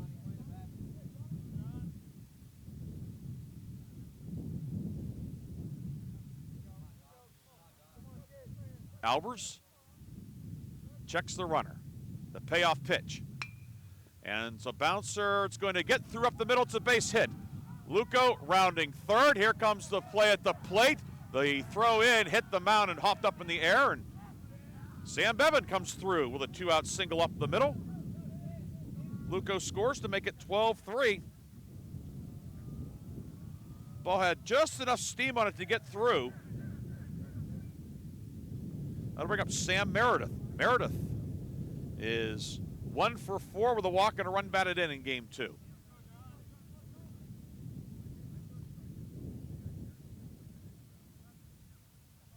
Albers out of the high set. First pitch, outside for a ball, 1-0. 12-3 Grove City, extending the lead. Wolverines led 5-1 early. Westminster cut it to 5-3, a six-run sixth for Grove City. The pivotal point in this one. Meredith comes up empty on that swing, 1-1. Albers deals, and it's a strike of the knees now, 1-2 on Sam Meredith. Bevan, very short lead at first. Pitch on the way. And this one's poked out into short right field, and going back to make the catch is Mrjenovic to end the inning. Wolverines add a run on 1 hit. 1 run, 1 hit, no errors, 1 left. On to the 9th, Wolverines 3 outs away from a split. It's 12-3 Grove City on the Wolverines Sports Network. You can't escape a traffic jam. Know what else you can't escape? Seasonal allergies. And you might think you can avoid that coffee stain until... Oh, really? You can't escape a lot of things in life, but you can escape prediabetes. Prediabetes captures 1 in 3 adults. There are usually no signs of prediabetes. In fact, most people don't even know they have it. But with early diagnosis, you can change the outcome and prevent or delay type 2 diabetes. Take action by taking the 1-minute risk test at doihaveprediabetes.org. You might not be able to escape having this song stuck in your head, but you can escape prediabetes. Go to doihaveprediabetes.org today. Brought to you by the Ad Council and the Centers for Disease Control and Prevention.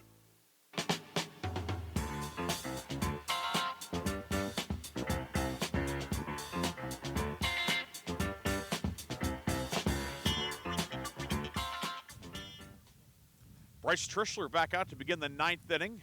Trishler in line to get the win. He'd go to 2-0. Just to let everybody know that we will have a rather abbreviated post game here once things do wrap up. Main thing is that I'm not going to have a whole lot of daylight left, and don't want to be stumbling around in the dark trying to get all the parts and pieces put back together. Logan Mrjenovic will lead off for Westminster. Mrjenovic is 0 for 3 with a walk here in game 2.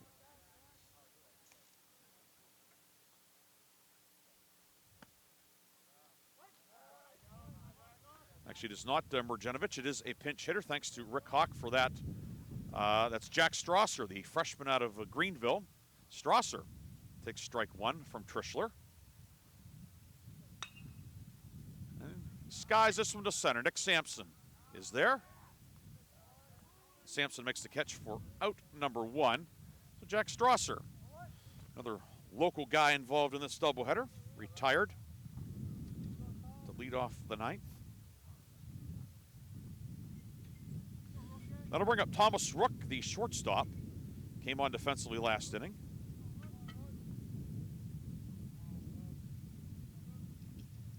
His first at bat of the day, and Trishler's first pitch is high for a ball.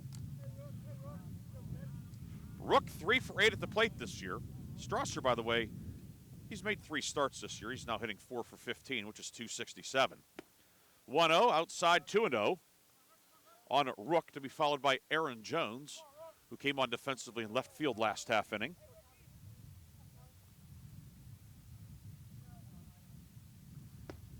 Two-0, swing and a miss. Now 2-1 on Rook.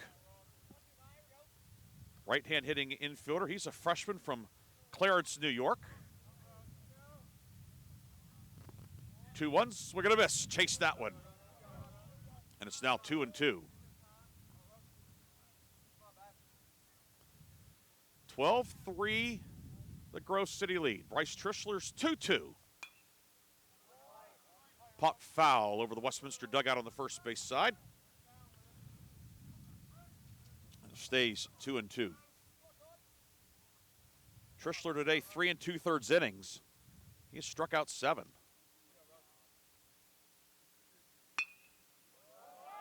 And that one hit out to right center. Base hit. First hit allowed by Trishler. So Thomas Rook will reach with a 1-out single in the 9th. That brings up Aaron Jones. Jones replaced Davis in left field last half inning. Jones, 2 for 7 at the plate this year. Trishler, who has not pitched from the stretch a whole lot today in his relief outing, will do so here. First pitch is high to Jones. It's a ball. Jones, freshman from Buffalo, New York, and Canisius High School.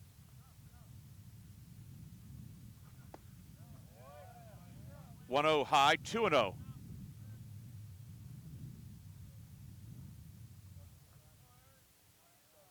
Trishler set at the belt. 2-0, skips in, and it's a wild pitch that allows Rook to take second. So now runner at second with 1 down, and the count 3-0 on Aaron Jones.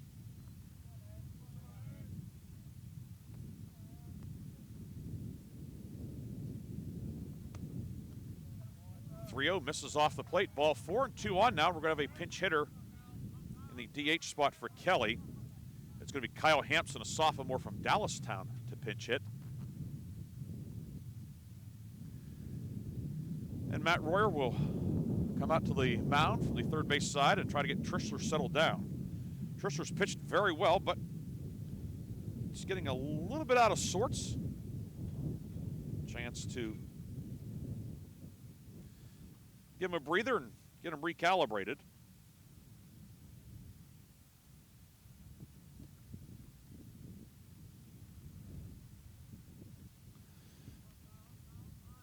Now the infield confab breaks up, and action will resume.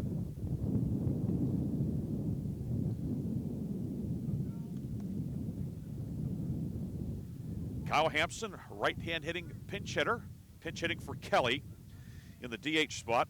David Kelly in game 2. 1 for 2 with a run batted in, hit by a pitch twice, and hit into a double play. Middle infield at double play depth. Bevan behind the bag at third.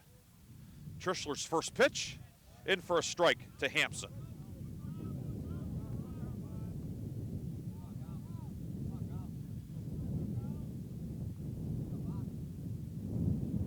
Trishler looking for a double play ball, perhaps.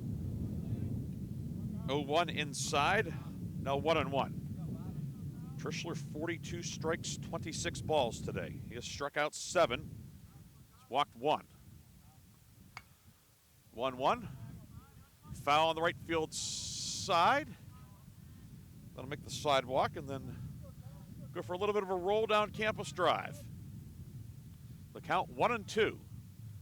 Trishler working on the first base side of the rubber. The 1-2. Swing and a miss. Strikeout number 8 for Trishler. And the Wolverines are 1 out away from going to 3-1 in the President's Athletic Conference. Brings up Chase Tomko. He's been on base all 4 times in game 2. Doubled and scored in the 2nd, single in the 3rd, walked in the 5th, hit by a pitch in the 7th.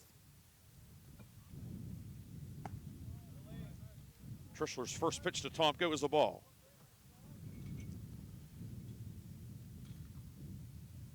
Tomko went 1 for 4 with a double and 2 runs scored in game 1. Swing and a miss by Tomko, who's swinging for the downs on that one. It's now 1-1.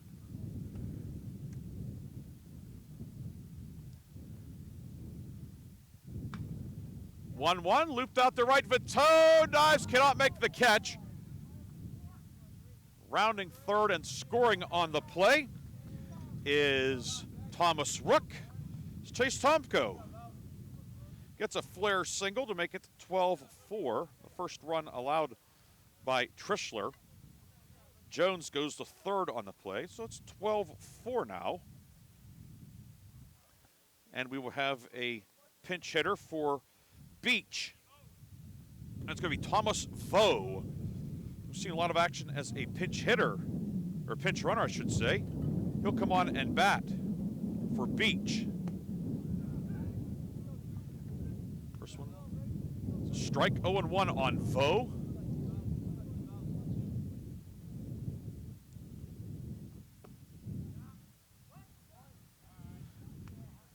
One in there for a strike, and now the Wolverines. One strike away. The 0-2. Swing and a miss. Strikeout number 9 for Bryce Trishler. And he puts an exclamation point on a Wolverine winner. For Westminster in the 9th, the Titans get a run.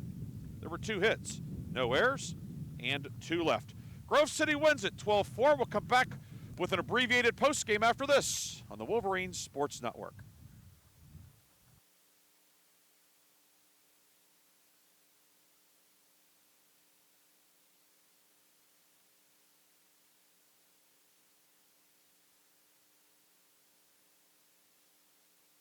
Shelter Pet Group. That's right, a group known especially for their couch-snuggling, ball-chasing, face-licking, tail-wagging, backyard-hanging, and, of course, companionship.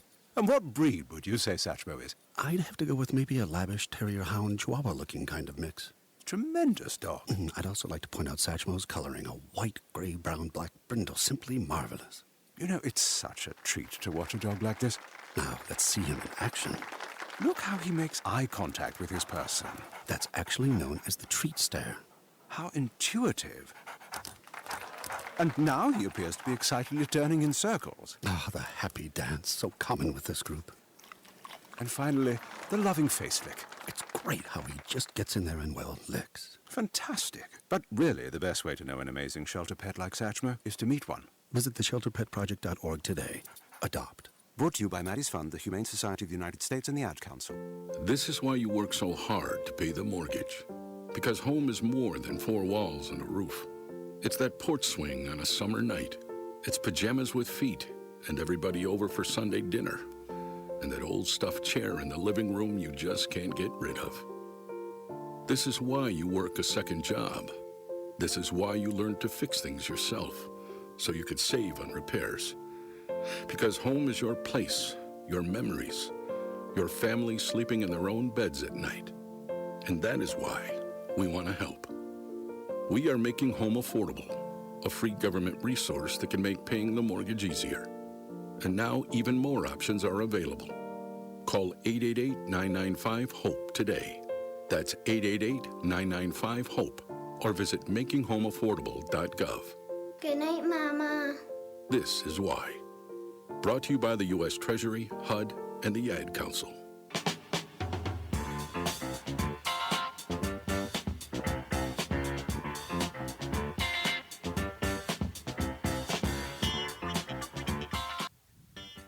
Back here one final time. Grove City wins game 2, 12-4.